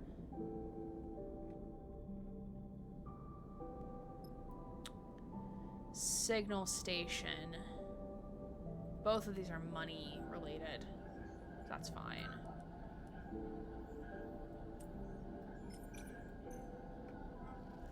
Give me my muns. Wake up, Lieutenant. It's me, Dog! Con. Hello! Oh my goodness! Oh my goodness! Look at all those! Villains incoming, though whether we're husband material is questionable. The shadow command is still broken. I'm so sorry. Dog, thank you for the raid. Hello, hello, hello. If you're not following Dognet, you should definitely give Dog a follow because he's a wonderful variety streamer here on Twitch and a wonderful friend of the channel. Welcome to 189. Thank you, Coffee and Scrolls, for the follow. Welcome, welcome. Forrest Nash. I am going to show you all a quick raid video, which I am in the process of upgrading my raid videos. I'm migrating, so must run away, but please accept all these goobers into the fold. We absolutely has will. Been discovered. Please take care of yourself, dog, and if you're coming in over that raid, also do take care of yourself as well. And thank you for the follows. Body has been hello, discovered. hello. Thank you for the follow, Oblio and DFM Stereo and Coffee and Scrolls. Very much appreciated. I'm going to show you all a 1-minute raid video, and we'll be back on the other side. But welcome to the Hacker Rat Den. I'm here. I'm here. I'm here. Hello! My name is Erin Gray, I am a queer variety Twitch streamer, and I play a variety of different games. Somehow trees saved us. Oh Lord, Von Seeks, if that is your real name. You shut your mouth! For God's sakes. Okay. I don't think he's okay. She's like, bruh, you're making me be social? I hate this town, let me leave. Ooh! Ooh! sticky fell off my shoulder. They're sick of my shit, I know that much. Oh, shit. What is this? I am bi, but the sus is stronger. Wait, can I just topple an entire table? Wait. Oh no. Yes! I'm the best! The runaway chair! There's 2 chairs! I didn't ask for a threesome. I did not ask for a threesome. Ah! Thank you! McGreever, thank you for the follow as well in the first time chat. Let me say hello to all these awesome people. Hello, DFM. Cerbaleps, hello, hello. My name is William 2. Coffee and Squirrels, and of course, Dog. Yes, please go take care of yourself, my friend. I appreciate you bringing all these people over here to hang out with us as we play some Citizen Sleeper, which apparently, because I clicked out of the game now, and there it is on the bottom. And McGreever, hello, hello.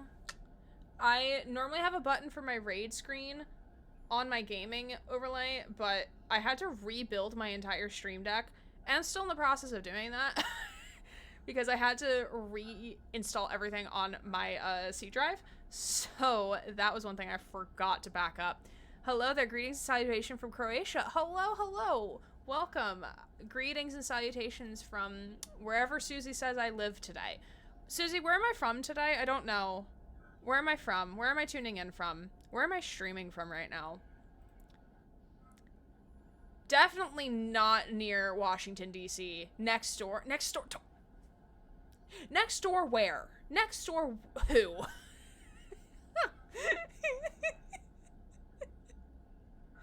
This is the shit we do. Me.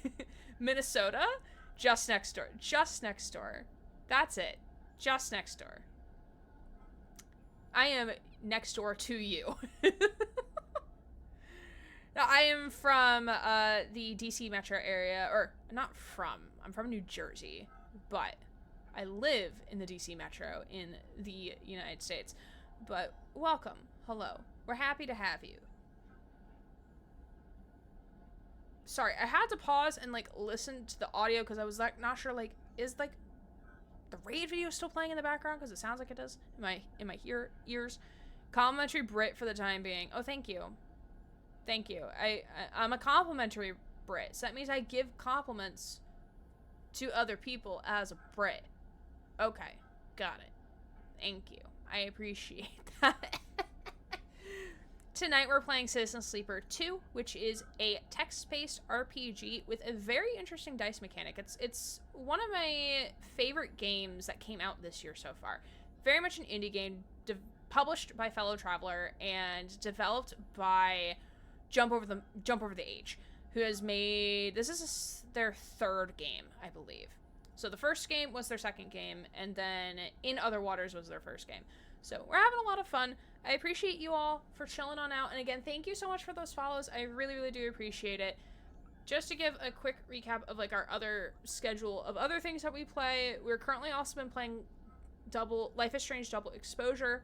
Monday we'll be checking out Botany Manor, with Tuesday as of right now being some Dead by Daylight, which might change because I'm entering peak advising for work. So that is a thing. Those are the things, those are the facts as we know it, and my lights are still on. Okay. But feel free to ask any questions you have of me. I am 95% an open book. The other 5% being like, I'm not going to tell you my full name. I'm not going to do that. No, thank you. And also, for all of our new followers, you also get complimentary squeaks of Squeakums the Rat. I'm sorry if that makes any of your pets freak out. Can we go to Five Guys? We went to Burger King yesterday. But your full name is Aaron _ Gray? No, that's the chosen name. The legal name is Aaron, Aaron, hyphen Greg. That is the legal name, okay? Okay, maybe now 96% open book, okay? But we're playing some Citizen Sleeper, and we're having a fun time. Reading about things and praying my voice does not fall apart. Those are the things that we do here. But yeah, rewatching the old raid video, I'm excited to make the new one. I have way too much shit that I have to get rid of, so I might make multiple raid videos. / channel trailers. / everything. I might make them all. It's fine. Everything's fine. It's fine. We're doing great. I'm so excited. I'm really excited. I should have them done by this weekend, depending on, I have to figure out like how I want to edit things in terms of like, cause like I don't want to like delete the other clips from like my editing timeline, cause I have them edited exactly how I want. So I have to figure out like, how do I save like this clip thing, but like delete it from the timeline, but then I can like reuse it later. I have to figure that out. But that's a tomorrow great problem, because you know what I'm doing after stream tonight? Playing more Dead by Daylight, because I cannot stop myself. Cannot. Definitely addicted. Hashtag my PC is finally fixed and I can play games now and I'm happy. Okay. We are... I don't know what we got from the last interaction, so we're just gonna... Oh, we got Cryo. I'm okay with that. Google Doxka? Doxka? Google Docs? Wait, why Google Docs, though? Why am I using Google Docs? What are you talking about, Susie? I'm so confused. The A invaded. No, I'm not confused about that. I'm confused about why am I using Google Docs? To store no. No, what? No, because like these are already edited and I don't want to have to like download them again, like export them to then re-download them to the file, you know? Like I just want to keep them there, but actually I could make a separate track. I could put them on like track number 2 or something and then just mute that track. That's what I could do. I could do that in theory. It's an invasion. Indeed, indeed. Okay. Okay, we need... Actually, we're gonna go do this job right now. We're gonna... Ooh, yes, because we have to do things here anyway. Okay, so we're gonna play it safe. We're not gonna be fast and risky, even though it says risky here. We're gonna play it very safe. Also, we're stressy, and I forget how to get rid of stress. I forget how to do that. Anna. Okay. Let's see. Can we do anything here? No, we just buy kelp cakes. Which, unless if anyone of y'all wants kelp cakes, you're more than welcome to have kelp cakes. I do not, though. And that vine where guys keep going, yes, that's a good vine. And we did not... Adventure bar shift. Venture Overwatch, hello? Our beloved. Okay. We're almost hungry. I mean, I'm hungry IRL. I need more food that is not just smoked salmon in a thing. Oh. Oh, these are good dice rolls. Oh, these are great. Oh, these are fantastic. Susie, what are you giving me? What are you handing me? Because you know those emotes don't show up on my screen, right? I also forget how to get rid. That's a handshake? That does... You know what I see on my screen? I see a hand, a pale square, a white circle, and another pale square. That is what I see. Obviously, it does not show up in the chat down here either. But that is not a handshake, my dear. That is not a handshake. Okay. We are... No. Actually, I don't want to quit out of that. Stop. Okay, we're gonna do this. We should be able to do this with our... maybe not. Maybe not. We only got a neutral outcome out of that. Oh, actually, no. Because it's gonna be double. And then double again. Yeah, weird circle is the way to describe it. Yeah. Okay, we got the drive. We got the drive.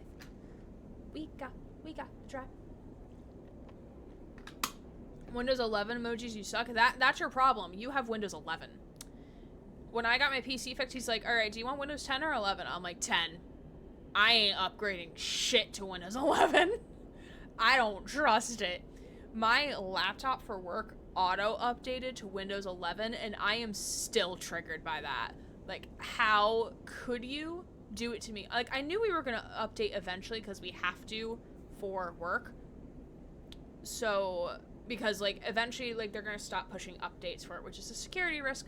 And since we're a university with sensitive data, we have to be up to date with security stuff, right? So I knew it was happening eventually. But, like, for my laptop to just, like, randomly update me to Windows 11, I was like, no. No. No, ma'am. No, ma'am. No, ma'am. Windows 11 sucks so bad.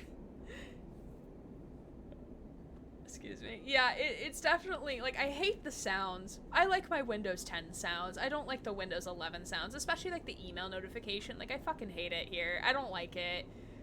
It's not good. Okay. We're doing things. You slide the loose panel away from the wall, letting it float there beside the air bike rack. Behind it in the dark, you see a blinking lights of a fuse box. A noise nearby draws your attention for a moment, the scrape of a sliding door maybe, or just some old system cycling in the walls. It took long enough to gain access to the Stripline Express bike garage, and longer still to find a safe route to the air bike racks. But you're almost there. You have seen and heard the hired muscles searching and guarding this place, but have been lucky enough to not come face to face with them. Yet. You turn back to the darkness behind the panel. If what Cadet said is right, the drive is taped to the back of the fuse box in front of you. You've really thought. You reach through and around slowly, carefully, and your hand settles on something cold and metallic in the dark. It is taped firmly to the box. You pull at it, but it doesn't budge. A quiet rattle echoes from the dispatch office next door, and you freeze for a second. It seems Cadet was a little too enthusiastic with the tape. Ooh. Okay, so either option will peel. We'll peel tape. Ooh, positive outcome minus stress. Yes, we got rid of the stress, y'all. You just need positive outcomes to get rid of stress. That's what we've learned in life. Hate your start menu doesn't have your frequently used apps, so you mainly have to pin them there. Oh. I mean, I never use the start menu. The only time I'm in the start menu is to search for something. That's it. Also, yes, this music's pretty good. I mean, all of Citizen Sleeper's music is good, both first and second game. You close your eyes and feel the seams of the tape. You peel it back swiftly and quietly, piece by piece, and the drive spins into your hand. Time to move. You slip the drive inside your coat and kick away from the wall, gliding back towards the maintenance corridor you entered from. You listen carefully as you do. You hear nothing but a satisfying silence. The cool darkness of the maintenance corridor is comforting as you tuck yourself inside, and you start carefully making your way back to the back of the strip line. You shift through the maze of passages that brought you here, their dog legs and dead ends now familiar. Eventually you spot a thin slit of light ahead, making the loose panel you levered open to gain entrance. You take a deep breath, almost there. As you reach the gap, you freeze. Voices rumble from beyond, and peering through, you see two figures in dark clothes searching the chaotic bay behind the strip line. Your eyes are drawn to the dark, boxy weapon one holds at their side. Shit, you hiss silently to yourself, your eyes searching for a path through. Okay, we're gonna wait for an opening. Play it safe. Neutral outcome. Okay, neutral outcome, we'll take it. You wait, silent and still, as the figures search. They split and drift across the bay. You take the chance, sliding open the panel and slipping behind the scrap and boxes at the edge of the room. You work your way around until you can't get any further. You kick off hard, making a dash of the far side of the bay and public passage beyond. Yeah, Cadet! There's a hiss and a guttural chatter of a pressure valve as an airbike pulls up beside you in the passage. Cadet leans over and grabs your collar of your coat. Hop on. In a moment, you are on the back of an airbike, clutching the strap of Cadet's bag as she guns it down the passage, the air resistance almost ripping you from the thin seat. You lean against her back and let out a sigh, the drive pressing into your ribs beneath your jacket. You did it. Ah. Now we just need to blushy and be kind of cute, and then it's okay. Still alive back there? Cadet's voice brings you back from the hypnotic rhythm of the tunnel lights rushing past the air bike. She slows the bike with a rapid series of hisses, and you realize she has brought you back to the passage outside Bliss's Bay. You try to understand the route she took, a long loop through the branching transit tunnels of the station, but give up. You can let go now. She straightens up and you unhook your fingers from her bag strap, separating yourself from her back. You push off the bike gently and float in the passage beside her. You okay? Looked pretty rough back there, she smiles. Appreciate you pulling it up, putting it all on the line for me. Who were those guys? Your guess is as good as mine. She shrugs. Didn't look like anyone nice, though. I wouldn't sweat it. She smiles. Go on, then. Let's see the drive. You fish the drive out of your jacket and hand it over. That's the one. She squints at it. Should have chucked it when I had the chance. You get your first good look at it, and there's not much to see. A small lump of solid-state memory with a few markers on the case. You spot a yellow hex among them. Hexport. You shouldn't hang around. Damn right. She slides her bag around her shoulder to the front and slots the drive neatly into a pocket. I know someone in Scatter Yards who can crack anything. She'd be my first port of call to crack this thing open. She stretches her shoulders, and I should make myself scarce from the spindle anyway, before those dickheads catch up with me. Come with us. Appreciate the offer, but I think it's best if we go our separate ways from now. 2 targets are harder to track than 1. She cycles the pressure valve on the bike impatiently. Cadet leans away from her bike, squinting out of the viewing window at your ship behind. Yeah, Cadet rejected us. It's fine, though. It's fine. If I'm not mistaken, that old thing is going to struggle to reach the Scatter Yards, unless you've added a HasNav suite? HasNav? No, I haven't. You'll need hazard navigation to make the crossing safely. Lodic Syndicate created the tech to help their tankers cross the belt. Common knowledge. Cadet nods at your ship. Maybe, if you head up Wellspring, you can barter or steal a suite. She adds casually. Here, Cadet unties the bag lashed to her bike frame and holds it out to you. Not enough here for a refit, but maybe you'll find some use for him. You take the bag and something clinks inside as you do. You open it to see a couple of engine components. Ooh! Was going to use them to boost her. She taps the frame of the air bike, but you deserve them. She meets your eye, then looks away. Not like I'll be doing any runs for a while anyway. Aw, thanks. It's nothing. Like I said, you deserve them. She flexes her fingies on her bike handles, eager to be away. Cadet's airbike stutters and purrs, trembling in the air like an arrow ready to be loosed. See around, she winks and guns the throttle, zipping off down the passage with a pulse of air that ripples through your clothes. You stare after her as she goes, the bag of components still hanging from your hand. You realize as you look down the passage that you never asked how Cadet plans to get to the Scatter Yards. That question, like a score of others, will have to wait until you run into her next. Although, you have a feeling she'll find a way to slip away before you can ask them next time too. You head back toward your ship to stow the components, idly wondering if you could justify buying an airbike to Serafin as you do so. Oh my god, can we? Can we convince Serafin that we can buy an airbike? Please? Please, Serafin, pretty please, with a cherry on top. I want an airbike. The sleeper deserves an airbike. Stealing, she's got good ideas. Yes, she do. Hi, Oz, how are you? Good to see you.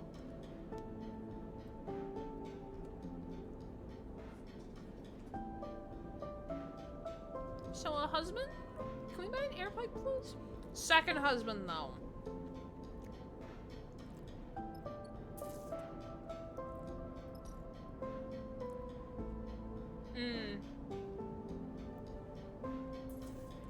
Okay, this is dice repair. Okay.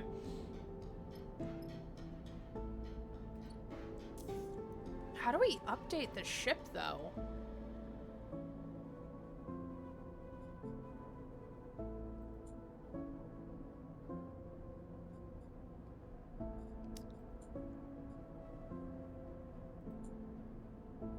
Travel to Wellspring. Where is Wellspring?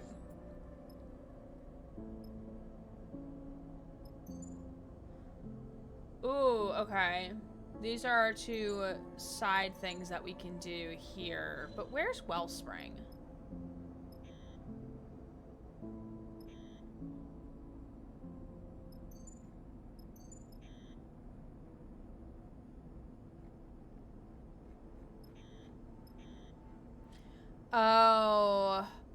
we can't even get to Wellspring. So how are we supposed to... Okay, I don't get it, but that's fine. Irradiated zone, impassable hazard. I hope there's other systems that show up down here.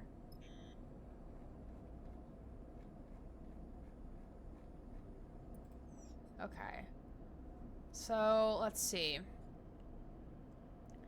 So we have to go back to do the thing with Junie to get the ship mined.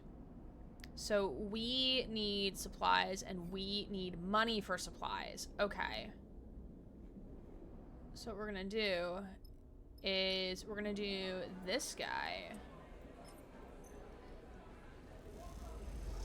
Yes, please tell me what was dinner because I am also hungry. Main husband is on his way. Oh good, oh good. To get Haznav, you need to go to Wellspring. Wellspring requires a Haznav to travel there. What? We'll figure it out. It's fine. It's fine. It's fine. Sleeper, Nemba wants to see you. You nod to the other volunteers as you wipe off your hands and clip your cutlery to the magnetic rack. You drift out to the improvised canteen on your way to the kitchen in the back. It was a busy shift, and each shift seems busier than the last. That makes sense, of course. You see the steady flow of refugees arriving from the inner system, and most of them, with barely a chit to their name, ending up in the underhang. As you cross into the kitchen, you can still hear the rumble of the refugees' conversations through the hatch. The other chef leads you past the rehydrators and the hand-built centrifugal oven to a small office unit at the back of the kitchen. Oh, my chair sunk. That's why I feel very short right now. Okay, that makes sense. They knock on the door for you, then glide away to finish their own meal, leaving you to wait by it. You look around the small but carefully arranged kitchen as you wait. Your shifts here having you left you familiar with the mix of improvised and salvaged equipment, some of which you have never seen before you came here. Small. Oop. Yeah, my chair, like, the hydraulic system is, like, failing in the chair. It's like, some days it's fine, other days not so much. Ooh, hi, Nemba. Nemba is making something in their hands. Looks like a doll of some sort. And this is also very, like, this is giving, like, hospital outfit with the colors. But, like, I'm kind of here for it. Mac and cheese with Velveeta cheese and hamburgers. Ooh, that sounds good. We were talking today, so we're getting catering for a work event, and we were going through the catering menu for our food company that does our on-campus food, and one of the people on the team was like, so why does mac and cheese have mustard in it? And, like, we were like, probably like mustard powder and not like mustard as in like the thing you put on hamburgers and hot dogs. I want the macaroni and cheese wooloo. Same! I want that mug wooloo. You know how much shit I can put in there? I want one. I don't even know where the person got it from, but I want it. Come in, sleeper. Nemba is perched at the desk, uplit by a small transparent terminal screen. Reading glasses perched on the end of his nose. You've seen Nemba before, but not as much as you've imagined you would while working at a place called Nemba's Kitchen. Even though there isn't a proper sign out front, everyone in the underhang knows its name. The man himself is more of a mystery. Apart from the occasional barked order in the busy kitchen, he is little more than a blur to you. Could fit so much coffee in there. Put mustard in mac and cheese when I was maybe 13. How much and how did it taste? How did you like it? Why do you work here? He barely looks up from his terminal screen, the scrolling text reflected in his lens. I want to help. Uh-huh. Nemba stops scrolling in the screen and looks over his glasses at you. You do well here, sleeper. You are fast, precise. You're doing good work. He goes back to scrolling. Thanks. Nemba lifts a hand in response. That's my worry, sleeper. Good workers like you, they move on fast. He leans back and looks at you. 10 cycles, maybe more, maybe less, and then they're gone. And the team? The team gets used to having them here, gets used to working at that pace, and suddenly they have to work differently. So is he, like, calling us out for, like, not staying around? Is he gonna challenge us to stay here for, like, 10 cycles? And I'm gonna have to be like, I can't, because I'm kind of a fugitive and on the run? 16-ounce mug from the Pokemon Center. It's out of stock. Oh. A lot. And I liked it because I had a mustard phase for some reason. I mean, to be fair, I had a spinach phase for like 2 weeks when I was like 13. And I think that was because I was just tired of eating lettuce. And spinach was just like, wah, chef's kiss. And then like 2 weeks later, I'm like, nah, I don't like spinach anymore. I used to put ketchup, mustard, and mayo and everything. I mean, everything until I was 13. And that is when I got taste buds. That is fair. That is fair. They have to pick up the slack, change jobs, change stations, and a few of them think, well, maybe it's time I moved on too. So what I found is good workers are trouble, especially those who come and go, like you. He pauses, watching you. Let him speak. This place, it runs on consistency, Sleeper. Those that turn up every cycle, good or bad, they get the people fed. He takes off his reading glasses, inspecting them for smudges. Let's be honest, that ain't you. So let's cut to the chase. Let's cut to it. I can't use you in the kitchen anymore. You're done. Sorry. Oh. That was not how I expected this conversation to go. But this place also runs on all those machines out there, on the suppliers I can rope in, the donations. Feeding refugees from the inner system is logistics as much as chefing. He shakes his head, which is why I'm cooped up in the back. So maybe you're gone. I never see you again. Okay, thanks for coming. We'll soldier on without you. Maybe you still want to be useful. Maybe I heard you have a ship. He smiles at you. Yeah. Maybe I heard you chatting. And maybe I have a little something held up in a place only a ship like yours can reach. I negotiated the purchase of some valuable inter-system spores from a group that came from there, but they somehow ended up at the depot in Greenbelt. Nemba sighs. So if you head to Greenbelt and you find that delivery and you bring it back, well, that would be helping. That would be the kind of helping a good worker, even an inconsistent worker, might be able to offer me. He squints at you. Wooloo is still viable from the U.S. Pokemon Center. Link it to me, please, and thank you. Seems like the kind of thing that someone genuine, someone who wants to help for real might do, don't you think? He doesn't wait for your reply, but also seems like the kind of thing that might sit on a list of priorities for so long it disappears and never gets done. I've seen that happen too. I guess we'll find out which it is. He is kind of like a little manipulative little butthead right now, and I don't like it. He definitely places his reading glasses back on his face and continues to scroll the screen on his terminal. You know the way out, Sleeper. You turn the doorway, slightly taken aback, and it slides shut behind you. You glide out through the kitchen, through the improvised canteen and the people eating and chatting in there, and into the cold underhang passageway beyond. All the time, considering what you might do next, and recalling that persuasive glint in Nemba's eyes. Okay, so you're a little dickhead. That's good to know. Okay, we're gonna get more monies, because we need money. And then we're gonna take a 5-minute breaky. Because my voice, I need to do some vocal rest. Okay, we're gonna end cycle. And then we shall assess where we're at. Okay, we've got decent dice rolls. Do we have 7 points available. Okay. Okay, we really need to not suck at being an engineer.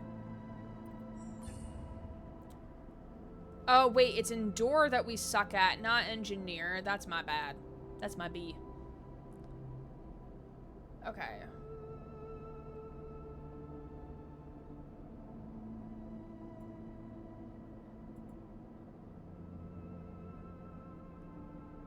Okay, so we can't spend it. We need 4 points there to improve that.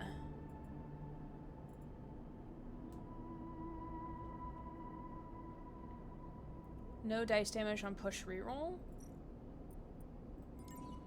Sure, we'll take that. Yeah. Oh, we could do one or the other. I think we could swap them, I think. Okay. Okay. It's saved. Okay, we're good. We're good. Water your slipper and strimmer. Yes. Yes, indeed. Okay. So, what we're going to do now is we're going to take a 5-minute breaky. Don't forget to do self-care things. We'll be back, and we'll probably stream for about another hour or so, or however long my voice is, like, doing the things. But we'll be back in 5. Appreciate you all for hanging on out, and we will be right back. Hey, it took me a bit longer. I forgot I was going to make food, or, like, get food. I forgot I was going to get food, so I got food. I made fairy bread. And then I was reading the lore. Like, Gray, Ryland's also obsessed with Leon's arms in Resident Evil 4 Remake, but at least he can go cling to 60's arms after the game while Gray just clings to her own arms. Yes, that is very true. Potato. Potato. Potato? Potato. There's also a Twix store. But I made some fairy bread, which fairy bread, if you're not aware, is an Australian, I don't want to call it like a delicacy because I'm not sure like how they describe it in Australia, but it's a dish from Australia that is basically bread with butter and sprinkles, or jimmies, or however you want to call them. So, yeah!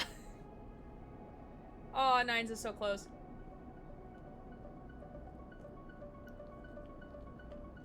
He failed his mission. He sucks.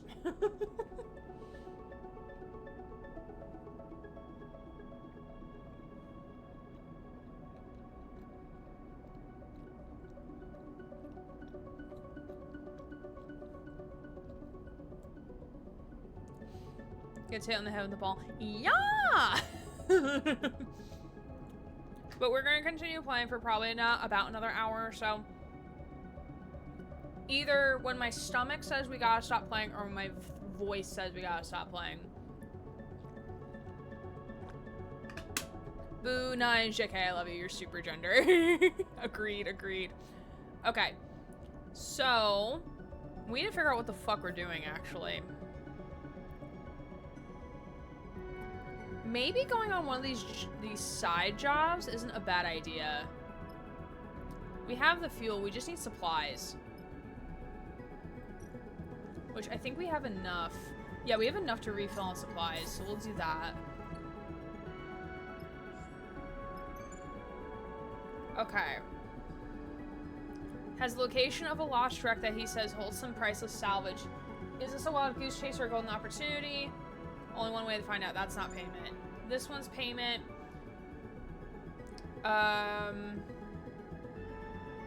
Water order. The asteroid might be the key to calming the admin. Okay, we're gonna do this one first.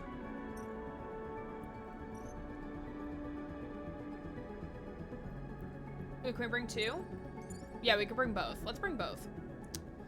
The fact that the man shows up for like 3 seconds is the most loved android apart from Connor to come out of Detroit and has his own lore. I absolutely agree. I love that. Travel. Yes. Confirm the crew.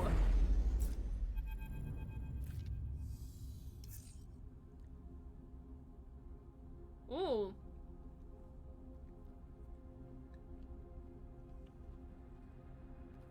Look at that asteroid. That's really cool.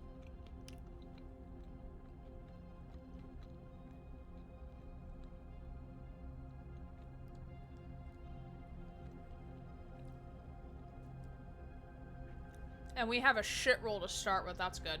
The asteroid looms large in the cockpit's glass. Light glints off the sheets of surface ice. The same glint that must have caught Malik's attention when he was fleeing the Conway countermeasures that damaged the Springtide. There's been no sign of Conway drones or mines, but that hasn't stopped Serafin for being cautious in his approach. Oh, so Serafin is the one driving. He's not actually going to be, like, helping us, I guess. You have to admit you found yourself searching the black void of space for a telltale blinking red beacon, too. We're close enough to jump down to the surface. Serafin locks down the engines. I don't see anything on the scope, but I'll keep her warm just in case. Thanks. He nods without looking up from the controls. I say we core this snowball fast. Eugen shrugs. The less time we're out here, the less likely we're able to run into anything Conway left behind. Simple. Sure, Serafin cuts in, but fast means messy, and messy means more damage to the ice. We don't need to crack the shelf and lose half of the water we came to survey. Who said anything about messy? Eugen stretches, unclipping from his seat fast and clean. He winks at you. Easy. You unclip from your seat and kick off towards the airlock. The scale of the asteroid is troubling, but Serafin assured you on the journey here that surveying would be easy enough. Just take a sample from the deep ice for testing. The problem, he said, is getting down that deep. You'll have to cut away at the ice, dig yourself a hole, and doing so will create fractures in the shelf. The asteroid may be big, but it's held together with only a weak gravitational force. The more the ice is cracked away, the less there is for the far spindle to harvest, something you doubt Malik will be happy about. You push the worry to the back of your mind and get suited up. The best part is that you can have your own lore about him and it's valid. Exactly. I think that's my favorite thing about him. Yeah, that is very true. Yeah. Because there's nothing really canon about him besides being the successor to Connor. That's really the only thing that's canon. Something on your mind? Bliss drifts up beside you and pulls a suit from the rack. Just hope we don't mess up. Me too, they shrug. I don't want to jinx it, but it seems simple enough. Can't say rock, or in this case ice cutting, is my usual strength, but it's got to be simpler than slicing a hole without touching any of the internals. Bliss zips up their zoot. We'll be fine. Their zoot. Bliss's reassurance that they don't have any experience with the job you're about to do doesn't exactly calm your worries, but their nonchalant attitude helps, especially when you consider the volume of ice you're about to start cutting into. Cheer up. Bliss punches you on the arm as you get into the airlock. Might never happen. The lock cycles and you find yourself staring at the glinting surface of the asteroid. 1 second, sleeper. Serafin's voice comes over the comms.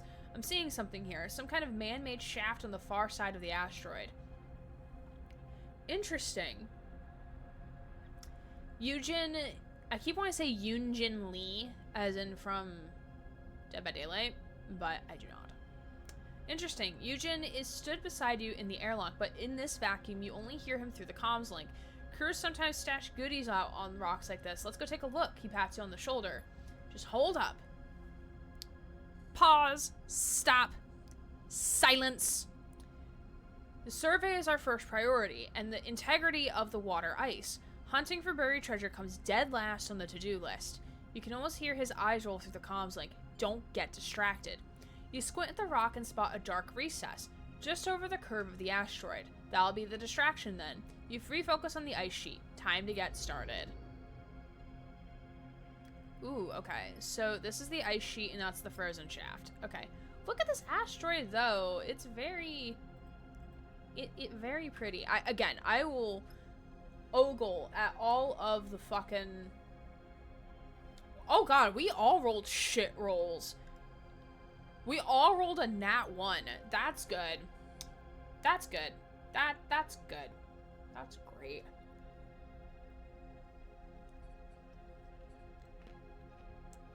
Also, I found that I have dinosaur sprinkles. And stars. That's what I put on these ones. Okay. Slice away the ice. Or survey the surface. Okay, at least we can survey the surface.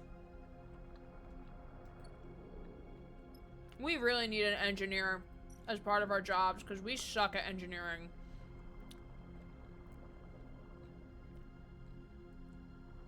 Yay, a nat 1. I want dinosaur sprinkles. Okay. Let me not spill this onto my thing. But look. This one's got the dinosaur sprinkles. You kind of can't see it. Kind of can't really see it.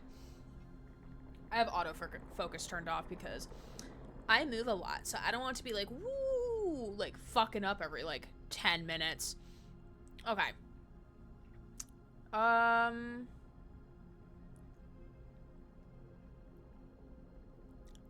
President Director saying this shaft, whoever lies beneath, is dangerous and delicate process. Well, we can stay here for 5 days, and then that's when our shit starts to go bye-bye. Okay. Bread looks good. It is good. It's very good. I don't like sprinkles, but I would buy them to look at them. A new hobby, if you will. Okay. So... Oh, wait. Bliss is an engineer.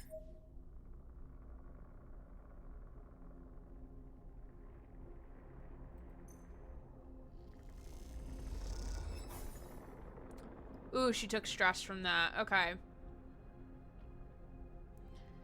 And then you are neither of those. So let's go over here. What can you do? Okay, you actually.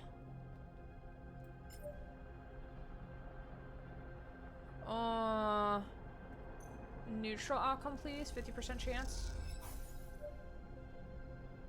Neutral outcome with some ice stress. Okay. And then we are gonna take our. Please be fine.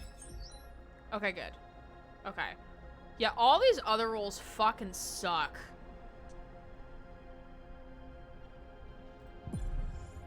Ooh! We did get a nat 6 on that. I'll take it. Let's see. We'll do this here. Yeah. Okay. Then we're gonna go back here and we're gonna end cycle. Me looking at the sprinkles? Yes, you're more than welcome to look at the sprinkles. Okay. Okay, we rolled better this time. So, Magorl... Actually, wait, let's see. You also have intuition. So we can use you here. Okay, I'll take that. And we can use you here. Actually, no, never mind. We can't use you there. We can use you here.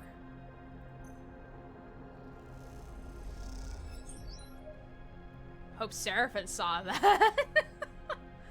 Love that. Okay. So, let's see. Can we... Actually, we should probably work this down to as low as we can go.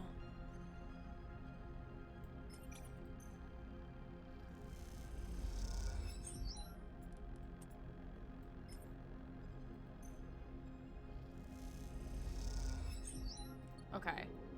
And then Eugen's good dice we're gonna put in here.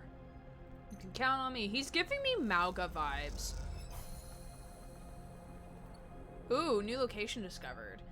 Derelict bunker. Ooh. Scavenge data, scavenge hardware.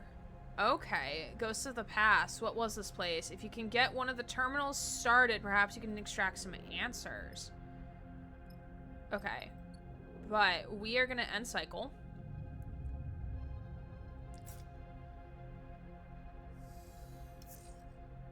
Ooh! Oh shit, we rolled good.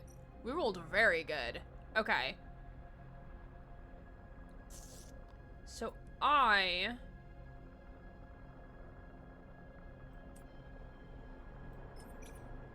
go here.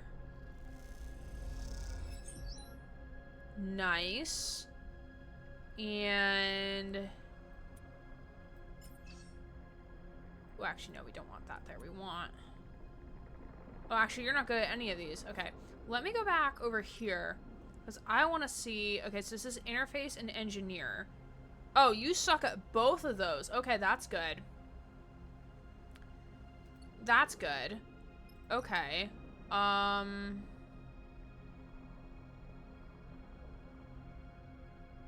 yeah, Eugen kind of sucks at both of these. Alright. Yeah, if it stresses it, it's fine. He's a little stressy, but we got the job done. That's all that matters. Okay. New location discovered. Deep ice. Oh, and now we can actually use him to extract core samples, because neither one of us can actually do that. Ooh, and he took more stressy, but that's okay. Okay, and then all of our rest of our good rolls are gonna go into this, which is fine. This is fine. And I almost have a runaway sprinkle on my plate here.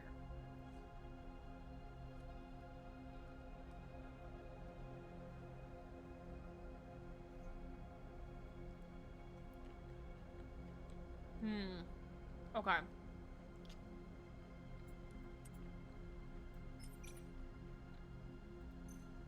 I put it back on the bread.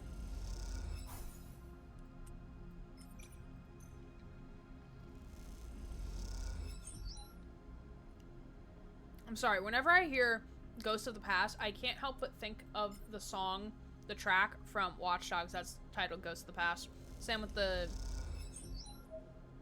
I can fix anything. Yes, you can, Bliss. Yes, you can, sweetie. Nice. Rusted treasures.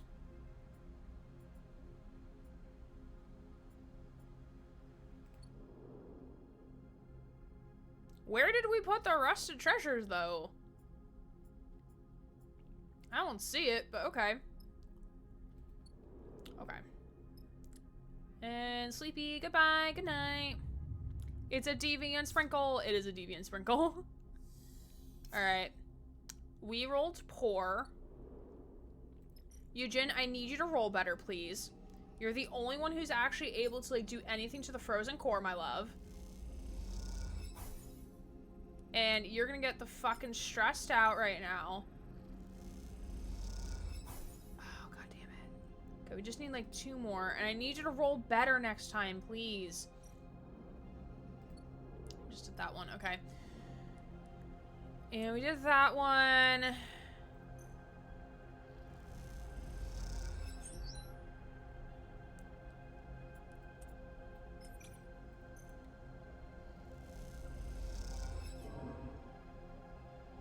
Oh, we gained stress from that. Okay.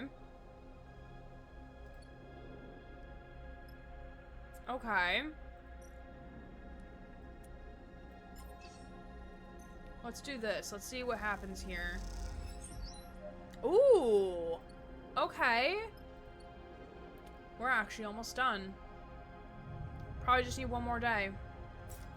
1 day more.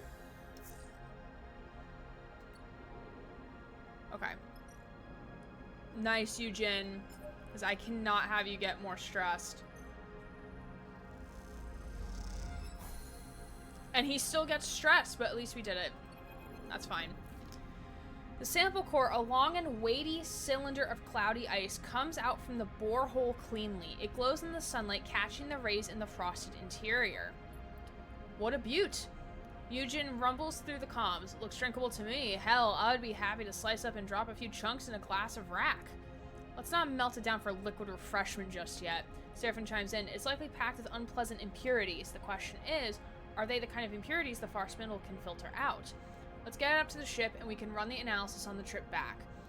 And before you get any ideas about digging around on the asteroid some more, remember that if we break away any of the ice, Malik will likely dock our pay. You start the journey back up to the ship, dragging the sample core with you. As you do, you look back down at the asteroid, wondering if it might be the bargaining chip Malik has been looking for. You'll know soon enough. Hey! Extract the ice core without spoiling the haul. Oh, nice! The cold never bothered me anyway. The achievement's literally called Cold Never Bothered Me, so that's what triggered that moment for y'all. I'm sorry. And we actually have enough. We have good dice rolls left to use here. Nice, so we're actually going to figure out what's going on here. A flickering screen catches your eye in the dark of the bunker. A distorted female face, further refracted by the surrounding ice, stares at you from the terminal with blank white eyes. You move closer, straining to hear her voice, but the recording is silent, or perhaps the terminal's audio output is broken. All you can do is watch the pale face as it contorts through the corruption and noise. It could be explaining some important secret long forgotten, or just recounting a personal anecdote. It's hard to tell. Circles and curving arcs flash across the face, graphical visualizations of orbits and flight plans. You squint at them, the shapes unknown to you. And then, as soon as it starts, the playback ends, leaving a frozen frame on the screen, a ghost face, circled by orbits, which sounds like the fucking video in Watch Dogs 1. Fuck it all, I don't give a shit anymore. You slot a drive into the terminal and copy what residual data is left, unsure where it might lead you. Once it's all done, you shut off the terminal once and for all. As you leave the bunker, the pale face flashes once more in your mind. Those blank eyes, the flat stare. Was that a human or something else? You turn the image over in your mind, unsure of its importance. Anything else here? No, that's it. There's nothing else for us to do. We are done.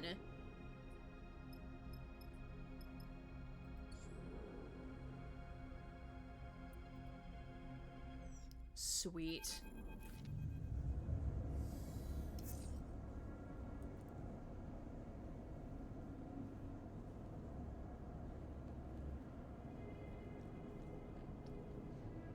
Alright.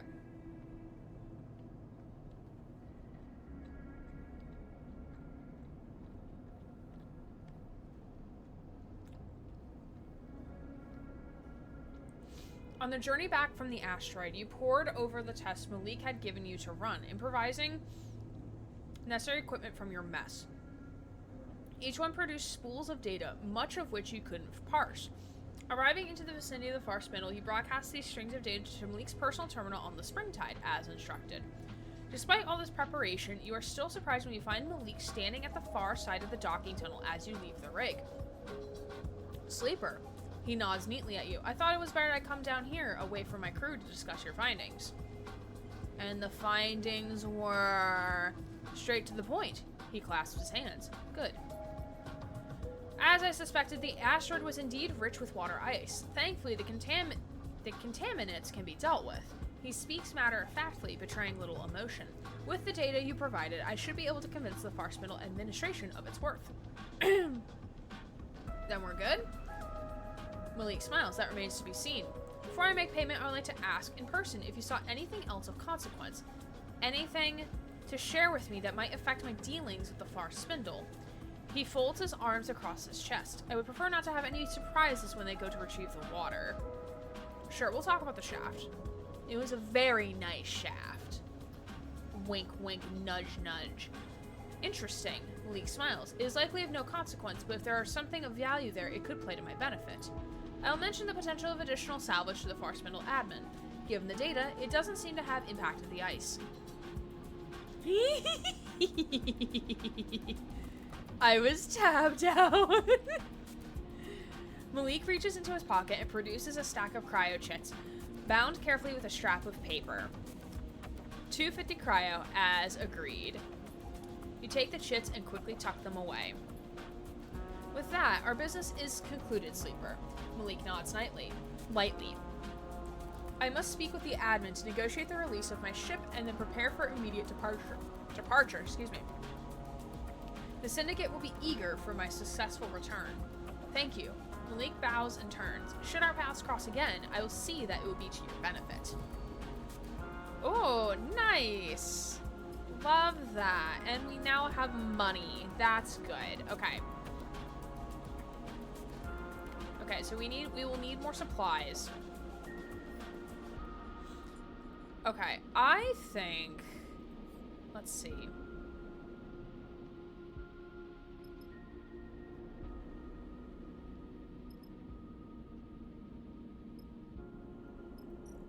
First of all, let's refill on supplies. Let's refill on fuel. Let's look at the map. This is going to be 4, and then going back there is going to be... Okay.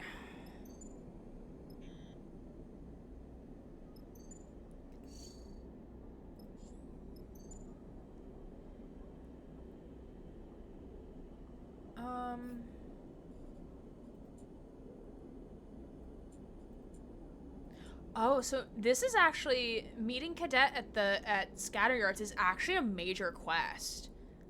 Oh, that's interesting. I didn't even pick up on that.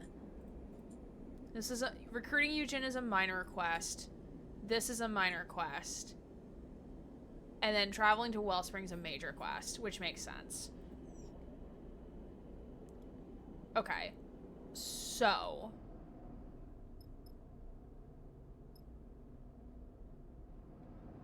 I think our next move is... Actually, let's recruit Eugen. Let's recruit him. Let's do that mission. We have to bring him, and then we'll bring Bliss, because we have no other option.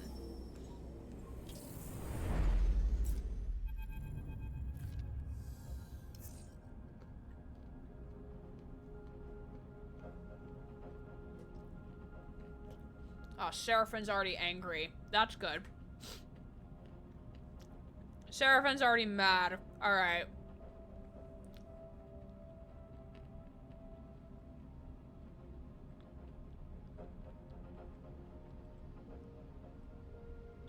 This is not what you promised.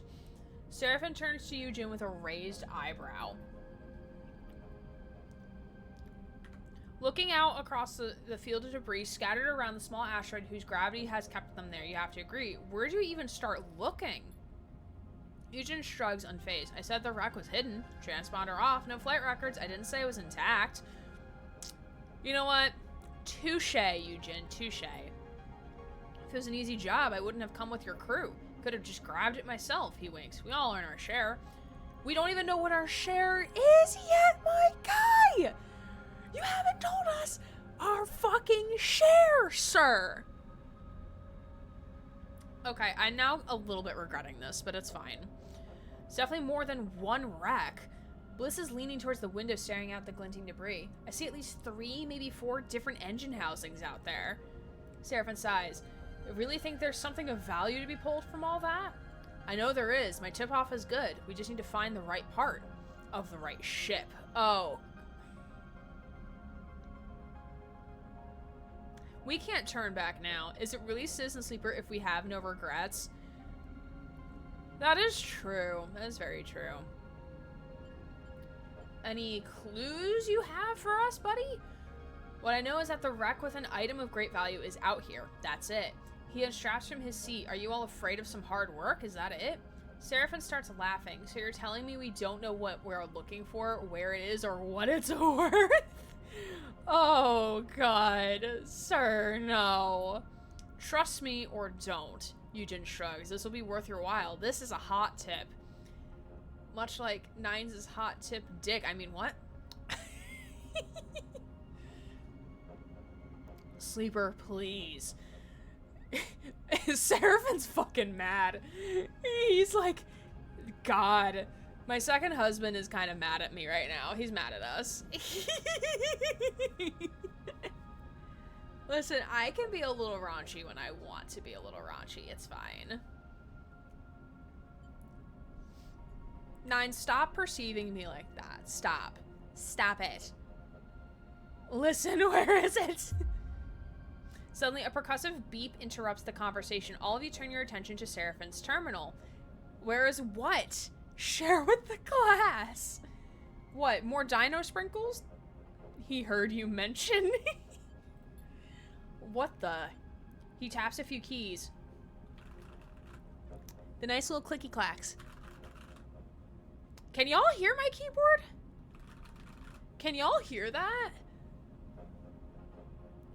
He taps a few keys. We've got an incoming ship. Their transponder just popped up. Oh, no. See?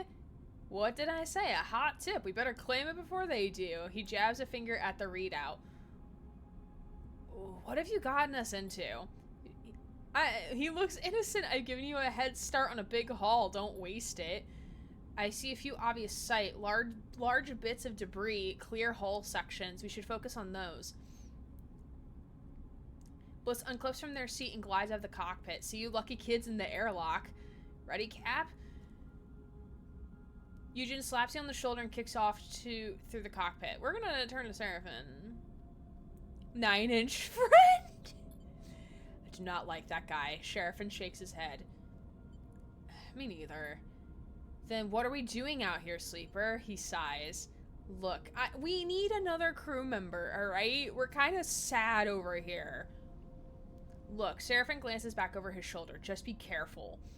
You nod and glide out through the cockpit door, already trying to map the scattered debris in your mind.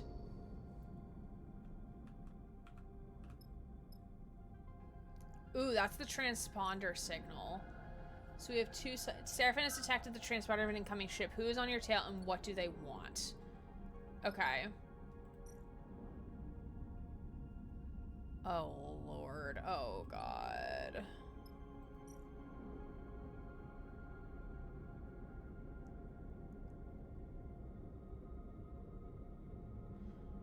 I don't even know where to start. I hope it's Lane. It probably isn't Lane. Okay. So Dude, we just have the most shitty rolls ever. Like, this does not help us at all.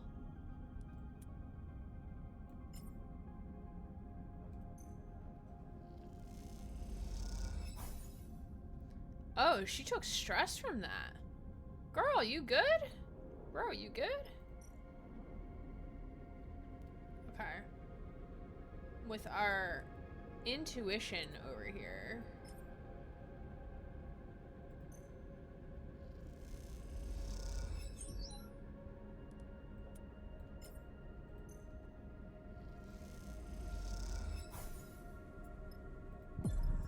Alright, we'll do a push.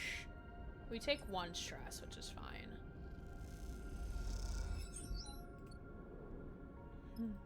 Okay. Then we're gonna end cycle.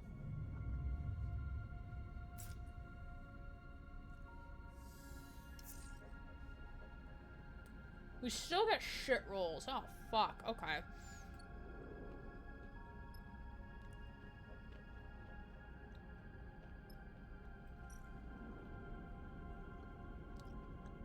Okay.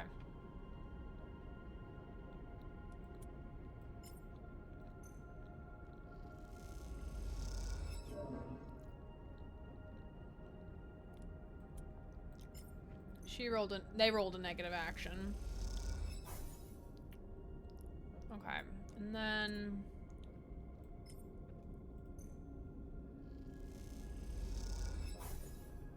nice. Okay.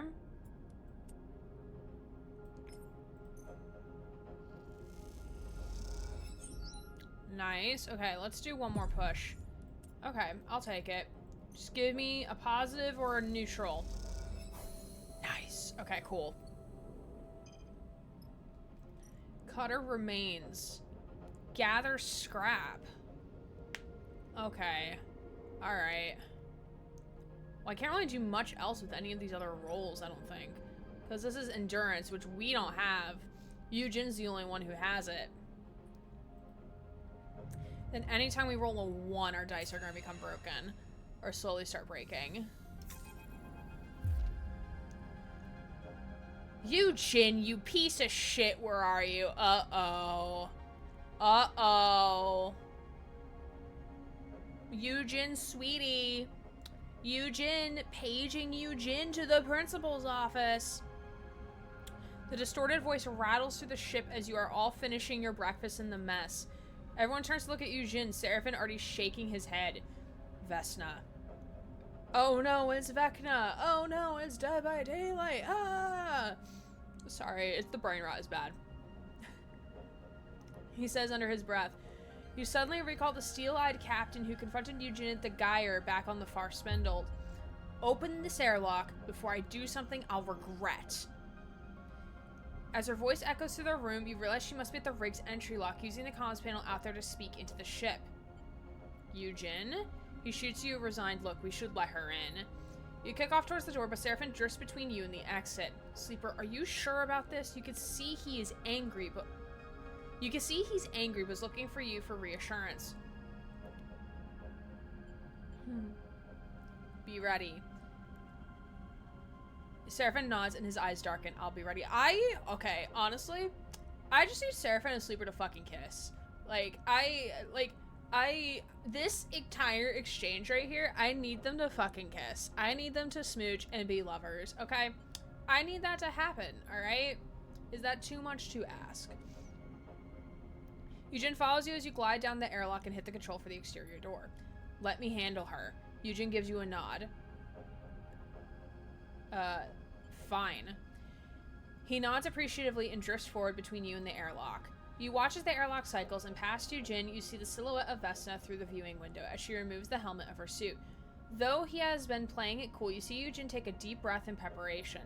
Should shoot you right here. Vesna floats through the airlock door, her eyes and plants glinting. But I wouldn't want to give you the wrong impression. Her mellow eyes make it impossible to read her tone. Let her talk. Is this how you treat all your clients, Eugen? Promise to deliver the coordinates they helped you to find, and then instead, when you find out their value, go to another crew to try to steal the prize from out under their nose? I knew you were an amateur, she smiles, but I didn't know you were an idiot, too. Tell whatever story you want, Vesna. Until I am paid, there is no deal. Eugen smiles. Did you pay me, Vesna? Vesna looks frustrated. You know as well as I do that payment was on receipts of the coordinates. Well, sorry to say, I won't be able to deliver. Eugen shrugs, deals off. Was this revealed to us last time? Because I don't remember this. Piece of shit. Vesna's hand goes to her hip. Now. Talk to the hand. Also, fucking Serafin, with his injured ass out here, making plays, sir. I see you, sir. With the fucking cutie patootie bandage on your nose, sir. You are a guest on this ship. Serafin's voice comes from somewhere behind you. Let's all remember that. You turn back to see Serafin holding a whole bolter at his waist. Its wide muzzle trained on Vesna. Yo, fucking go, Serafin. Dude. I need Serafin and Sleeper to fucking make out. I'm gonna go find fanfic of this, alright? Remind me after I finish this game to go find fanfic of this. I need it. I desperately need it. Vesna lets her hand go loose at her side, abandoning her threat. Of course, she sighs. I thought you might all see the breach of trust in this situation, but I was wrong. I mean, I don't want to ask... I mean, you can do whatever the fuck you want, Vesna. Just not on my ship, though. Just not on my ship. On that, we are agreed. She backs a little towards the airlock. Eugen, she looks at the freelancer. Don't think I'll back off. My team can find this thing faster than any Mongol crew. She smiles. First to take prize takes all. We'll stay silent. Vesna slips back to the airlock and hits the control panel. The doors scissor shut. Ooh. Eugen suddenly tumbles forward as something hits him in the side of the head. Idiot! Oh, fucking Serafin fucking hit him upside the head. Oh my god. Serafin stands behind Eugen, having swung his heavy muzzle of a whole bolter directly into his... Bro, Serafin, no! That could make a concussion. If you ever put this crew in danger like that again... What are you doing? Sleeper, you know I value your kindness and your patience, but this idiot almost got us killed. Serafin is breathing heavily, his anger apparent. He still might... Why is he hot when he's angry? I'm sorry. Why am I attracted to this angry Serafin? Is this something I need to talk about with my therapist? Why am I attracted to this right now?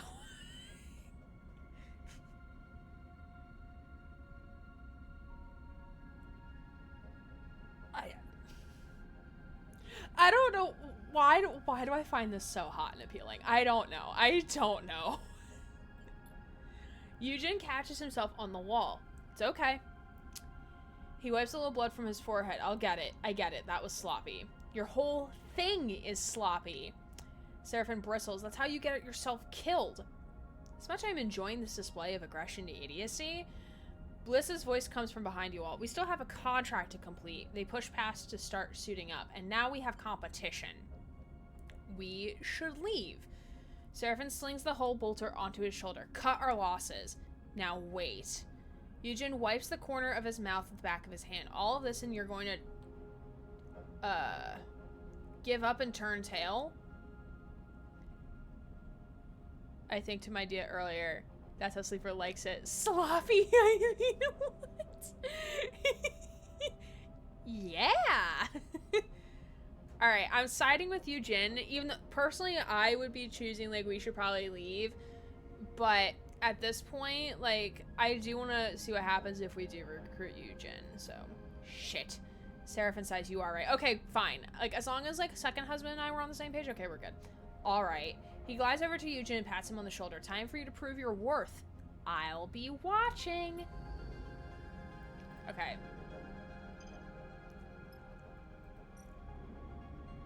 Vesna's hunt. Determine to find the wreck and claim its prize. If you don't get to her first... Oh, fuck. Okay, so we really have to, like, pick our battles here. Okay. So... Okay. Okay, so we really need to be... Okay, so... Eugen, I need you... on this. I need you pulling out all the fucking stops right now. We have competition, sir. Okay. So next cycle, we should be able to get that open. Sup, Tater? Sup, Derp? What's up? How are you? We're doing good. It is a Friday, so that makes me happy. Because I got to work remote today, so that also makes me happy. I have fairy bread.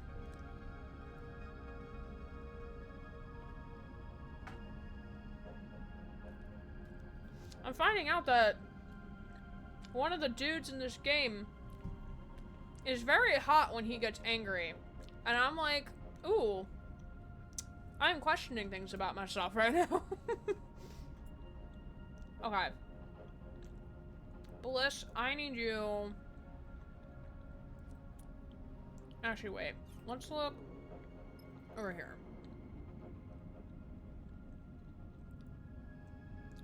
Oh, so you can't actually do either of these. Okay. So let's go here. Do your engineering magic, please, and thank you. Okay.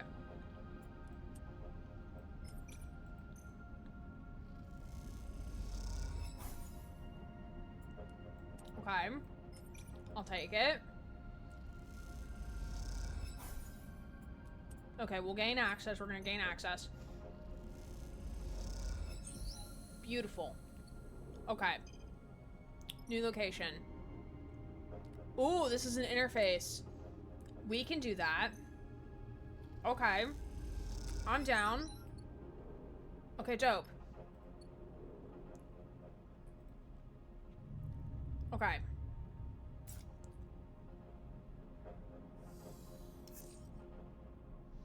Okay. Eugen, your rolls kind of suck right now, which is kind of a problem. Please, a fucking neutral outcome. Oh, fuck. Damn. What happens to the nat 1? We have no... I have no choice. Bet. Okay. I'm assuming we didn't find anything out of that. We did not find the prize, essentially. Okay. So this is interface, which I can do. Oh, fuck. Bliss sucks at both of these. That's a problem. That's a very big problem. But Bliss did roll high. So what we could do is do this. Okay, Girly Pop's gonna get stressed. I wouldn't call this engineering. Well, that sounds like a you problem, my guy. Unless if you have like a better option, we kind of don't have a choice right now. Okay, she's stressy. They're stressy. They're stressy. Okay. And then let's keep working this one out.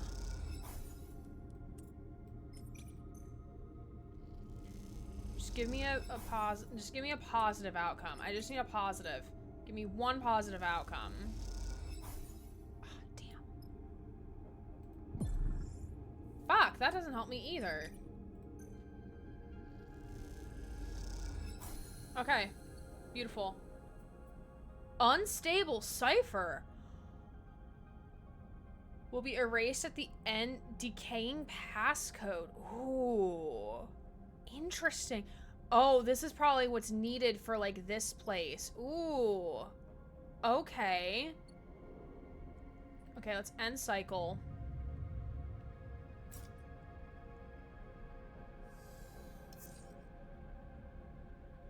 I actually need to see... guide. Contract... Supplied. On our own stress. Chris, you're no longer gonna be able to use them to perform actions. Okay. Can I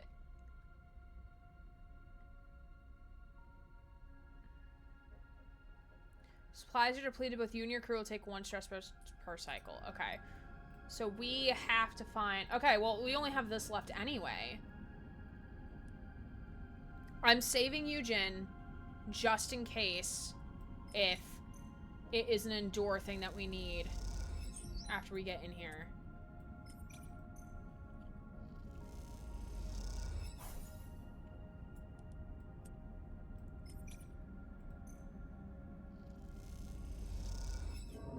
Ah, damn.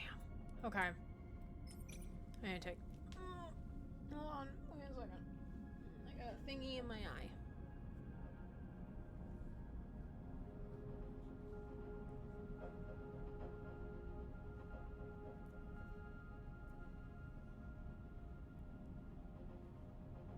Okay.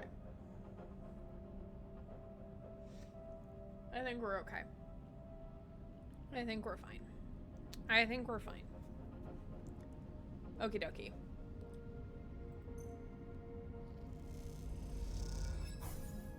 Oh god, we're not gonna get it.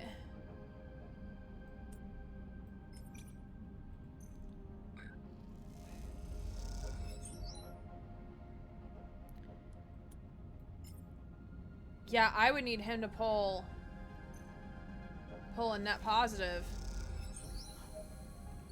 Oh, he pulled a net positive. Oh, we got it. Oh, shit.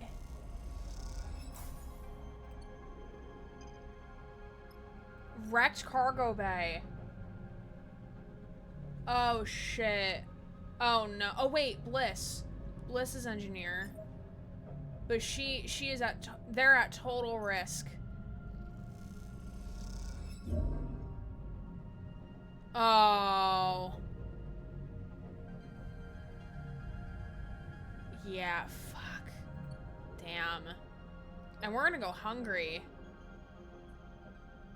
Yeah, so Bliss is out.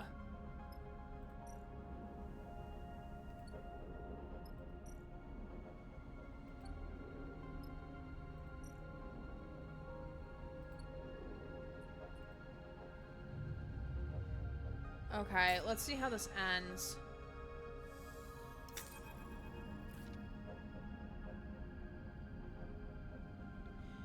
Eugen, you slimy shit, how did you do it? The now familiar voice of Vesna echoes through the ship. The crew gathers at the airlock, peering through the viewing window to see Vesna's silhouette just outside. Serafin pulls a hand on the airlock controls. This time, let's leave her out there. He winks. Come to gloat? Eugen shouts back, holding a finger on the talk button of the comms panel. Leave us alone already. Stop playing games, Eugen. I know you took it. We found the ship. The cargo bay was empty. How did you get it out without us seeing? No idea what you're talking about. Eugen looks back at you. Did we take anything? There's a long pause, and all of a sudden, Vesna's harsh laugh rattles through the airlock. It was empty all along. We pulled a stack of component crates out of the bay, but that was it. You're even stupider than I thought, Eugen. These coordinates were a bust. Enjoy the trip back. Oh. It's because we had the cipher. But they didn't realize they needed the cipher. The comms click off and you see her silhouette disappear from the viewing window. A tense silence descends on the crew. You know what? I'm going back to bed. Wake me up when we reach the far spindle. They glide away towards the bunks. Serafin gives Eugen an ice cold look. So, not only did you drag us out here into this fight, you did it for nothing?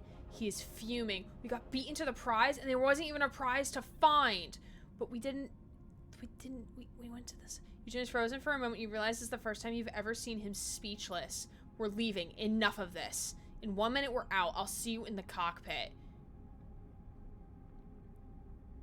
But wait, there was the room.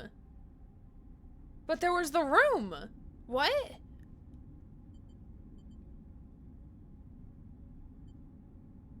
Glides out of the room and leaving you and Eugen. I'm sorry. Makes 2 of us. He looks crestfallen. At least Vesna did not get her hands on it. It? He sighs. Give me time. I'll explain in time. He kicks off from the wall and glides past you up towards the cockpit. You watch him go, angry and confused, but with little more to say. There will be plenty of time for recriminations and arguments on the journey back to the far spindle. For now, Now you just want to get out of here. Oh, we can't even do this now. Oh, shit. Dang. Leah, thank you for the stretch redeem. And Susie, thank you for the warter. Yeah, so I guess I was supposed... I think that's supposed to happen. You're not supposed to find what's in there, I don't think. Water and stretch your strimmer. Yes, indeed. Eugene has spent the journey back to the Force Middle, avoiding Serafin as best he can. It might be that he is afraid, but you get the feeling it's more likely he has been making himself scarce out of a genuine sense of regret. Serafin, however, doesn't see his behavior so favorably. His slimy shit won't even show his face. Serafin complains loudly as he finalizes docking. Put us in a spacer cruise sites with no care for anyone but himself. Enough, Serafin. Serafin turns to shoot you an irritated look, but as he does, you see his eyes jump to the door behind you. You hear a rustle of movement behind your head and turn to see Eugene in the cockpit's doorway, a rare serious expression on his face. I owe you all an explanation. His voice is low and steady. Believe it or not, this was not my plan. Yeah, your plan was to find the loot in that wreck and split it with... Wasn't it, big man? Serafin glares at Eugene. No. Eugene gives him a tired look. It wasn't. Hear him out, Serafin. Bliss cuts in from the back of the cockpit. Vesna has been searching for a ship. Eugene looks over your heads at the far spindle. An infamous ship. Seemed like she already had a ship. That was part of the problem, not a rig. Eugene looks down towards him. A fraction drive ship, an interstellar ship. That seems to shut Serafin up, and you don't blame him. Interstellar ship here in the belt? That's tech from the core systems. No way. Eugene sighs. I get that you don't trust me, but I'm not lying. I shouldn't even be telling you now. Eugene frowns. Word gets out that there's a factory fresh fraction ship somewhere in the belt. People kill for less. He shakes his head. Gangs kill for much less. You're telling me there's a fraction ship that no one has ever found that's been sitting here? Since when? Serafin shakes his head. Since the collapse? Believe it or not, that's exactly it. Vesna put me on the trail. She wanted me to find its location for repayment. He looks away. An old debt. But the moment I found the data that verified its existence, that confirmed the ship was out there, I couldn't give it to her. And that's when you found me. Why keep it from her? Eugene folds his arms. You may have met Vesna, but you don't know her. Eugene meets your eye. She's one of the last people in the belt who should have a ship like that. Well, no one has the ship now, if it even exists. Need I remind you that it wasn't there? Serafin shrugs. Your data was a bust. No. Eugene shakes his head. It was there. Once. Those wrecks? Those are the ships that fought over the fraction ship. A bunch of Solheim corporates who wanted to get out of the system when it all came down. And that ship was their ticket. The Aphelion path. Eugene looks out from the far spindle. It was there, but someone moved it. Hid it. Long before we got there. Leave the belt? Sign me up. Eugene laughs. You and me both, Sleeper. Yeah, this is interesting. And I don't think the Aphelion path is the same ship that we helped build in Citizen Sleeper 1. Eugene inhales, taking a long and deep. I'm sorry, Sleeper. He looks at Bliss and Serafin, and to you both as well. I wanted to keep this secret. I wanted to find the Aphelion path, and I knew that, if I did, you would understand. Still, I was wrong to manipulate you. He bows his head. But I'm not done. I will find that ship, and I will leave the belt. How will you do that? Serafin shoots him a sly look. With no ship of your own, and Vesna at your back. Eugene ignores him. Moves closer to you. Sleeper, I will uphold our deal. I will serve on your crew, and when I have news of the Aphelion, you will know. How can I trust you, though? Only you can answer that, Sleeper. I would give you my word if it was worth anything. Serafin turns to you. I know, I always say it, but this time you have to listen, Sleeper. Bye, Leah. Have a good night. Thanks for the lurk.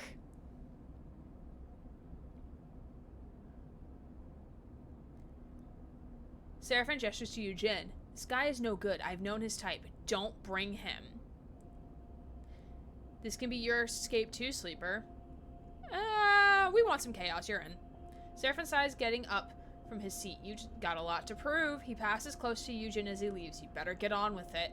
I love that no matter, like, when Serafin expresses an opinion on something, and we just do, like, nope, we're gonna let him in anyway. Serafin's like, fine.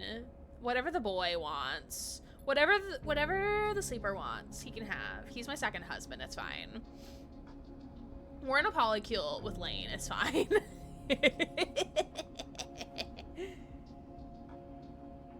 Lane being the first husband.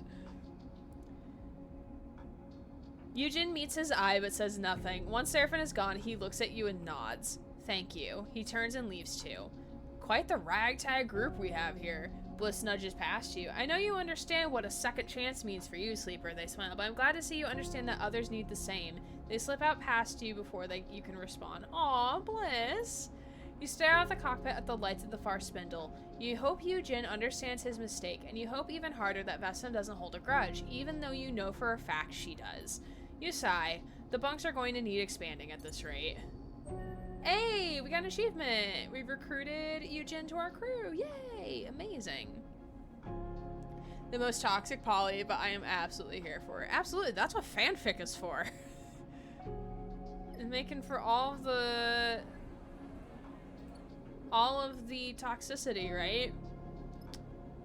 Okay, so there is one eating establishment that we are going to, let's see. Oh, nice. Kelpigs feed us up real nice. Nice. You have ideas? I would love for you to write these ideas. Okay, we are at the top of the hour. I think, this is what I think. So, I think we shall leave. So, our next big thing that we have to do is we need to go back to Helion Gate. And we need to go do a thing with Junie. I think this is the thing that we start next stream with. I think that's what we start next stream with when we get back to this. But in the meantime, like, let me actually buy all the things that we're gonna need. So let me buy the fuel. Fill fuel. And fill supplies. And I'm gonna spend my muns on doing this shit. Because that's kind of like the only thing we have right now is to do that stuff, right? Like that's all we have left. Or like that's the one like big thing that we can do as of right now is that. And we do have like a bunch of like scrap and engine components, which I forget. Scrap shit, process raw scrap, process your scrap, and return the process plates is not a bad deal. What does this turn into? Ooh. Ready for the exchange. Sure, let me do that once more. Spindle's edge. This is a ceiling shift. That's the trade hall. This is the venture bar. Yeah, there really isn't anything else we can do here. So yeah, we'll end cycle. And we have all this shit at the bottom. And I have no idea what to do with any of this. Nice. Cool. Alright, and the game's saved. Hell yeah, friends! Look at us. Look at us being awesome and cool. All the time. Absolutely. Hoard it like a loot goblin. I'm sure there's gonna be reasons we're gonna need all that crap anyway. I have missed this game. I have too. I was like really tempted to play it off stream. I'm glad I'm playing it with y'all. I'm looking forward to seeing how, like, all these other pieces are going to kind of come together. And we can also kind of see, like, the starting threads of how this game is going to have multiple endings, right? Because, like, that's the first Citizen Sleeper game had multiple endings or multiple ways for you to conclude the game. So I'm interested to see, like, it's interesting to see, like, how you can start seeing how those paths are starting now. Because, like, if you help Yu-Jin find the ship, you could probably get out of the belt. If you turn off whatever is, like, in your body connecting you to Lane, so Lane can't find you anymore, that will probably be an ending to the game, right? So I'm interested to see how all that's going to work. I'm excited to learn more about, like, how can we upgrade our ship, because I can definitely tell, like, there's certain places we can't get to right now because they're too far away, because our fuel tank literally cannot abide for it, but it might be just, like, hopping from, like, one place to another, but we'll figure it out as we go. But yeah, I appreciate you all stopping on by. We are going to raid on out, and of course, Discord has not been giving me notifications, like, at all.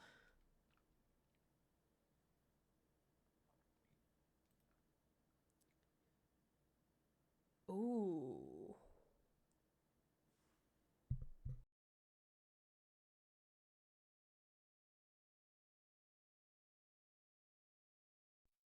Looking at raid targets. Thank you, mods. I have a mods command that we do to show love. Booyah.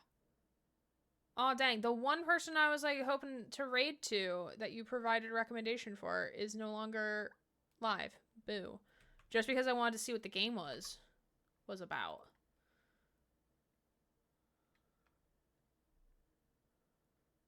Okay. Occur.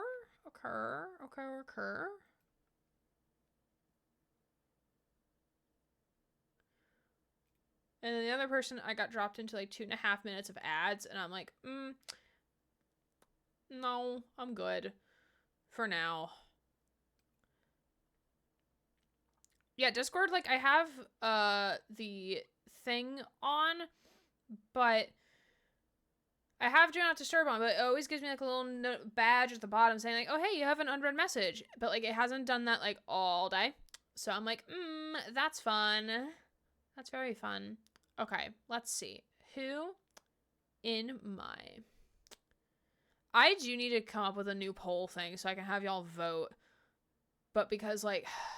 the other poll one is broken, and I'm really sad about it. It works for other people, but does not work for me. It does not like me. Well, maybe now I have to, like, uninstall shit. Maybe it will now work. I don't know. I love polls. No, because you keep fucking up my polls. I don't trust you anymore with doing polls. You've lost that privilege, honestly. Okay. Okie dokie. I'm taking a quick glances at who is live on my list. Susie the Pole. I love that. That's funny.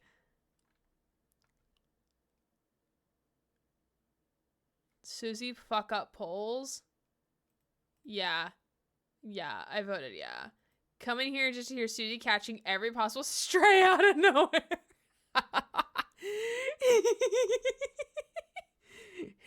Coke, I love you. Is this bullying? Listen, if mods can bully their streamer, the streamer can also bully the mods back, okay?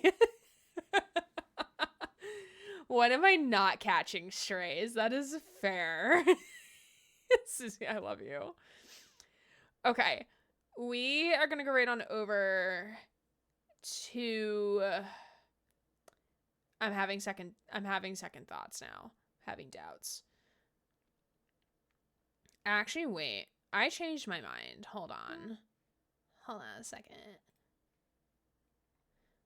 Okay. I changed my mind. Cole, thank you for the check-in. We are going to raid on over to Giant Geyser, who is someone we haven't raided to in a very long time. So we're going to go raid on over to her. She is playing Split Fiction, which is a game... I forget if it's developed and published by, but it was made by the same people who made It Takes Two. So it's like a 2-player co-op game, and I remember seeing the trailer, I think, during the Game Awards and being like, ooh, this looks really cool. But, like, I hate split-screen co-op. I do not like split-screen co-op. I like having the full screen to see things. But we're going to raid on over to her to see how the game is, and also to just, like, vibe, you know? So if you like what she's up to, please drop a follow on her channel. I am sure she'll appreciate it, as we always do when we have raids and friends come on over. And I appreciate you all for hanging on out with me tonight. Just as a reminder, tomorrow we will be playing more. We'll be finishing out Chapter 2 of Life is Strange Double Exposure. So 3 hours earlier than whatever time is for you right now is when we'll be live here. And then on Monday, as of right now, we're going to be trying out Botany Manor as it was gifted to me for Crimbus. And then on Tuesday, as of right now, we'll be playing some Dead by Daylight, which we might change some things around. Depends on how peak advising goes, really, honestly. Because if peak is bad, which I'm not expecting it to be bad, but it can be. You never know. There could be 22 students I see in one day. Who the fuck knows at this point? But I'll keep you all updated. I'll let you all know. I will try to at least try to keep like 2 days a week streaming-wise. And if that just ends up being like we just play Dead by Daylight for 2 days a week, then that's what's going to be. But I appreciate you all so much for hanging out with me tonight, whether you were lurking or chatting or anywhere in between. Thank you for being here. Thank you for being here and hanging out with this crew. All right, we're going to go right on over. If you like what she's up to, drop a follow. And I will see you all real soon. My name is Erin Gray, Queer Vibes Twitch streamer, signing off.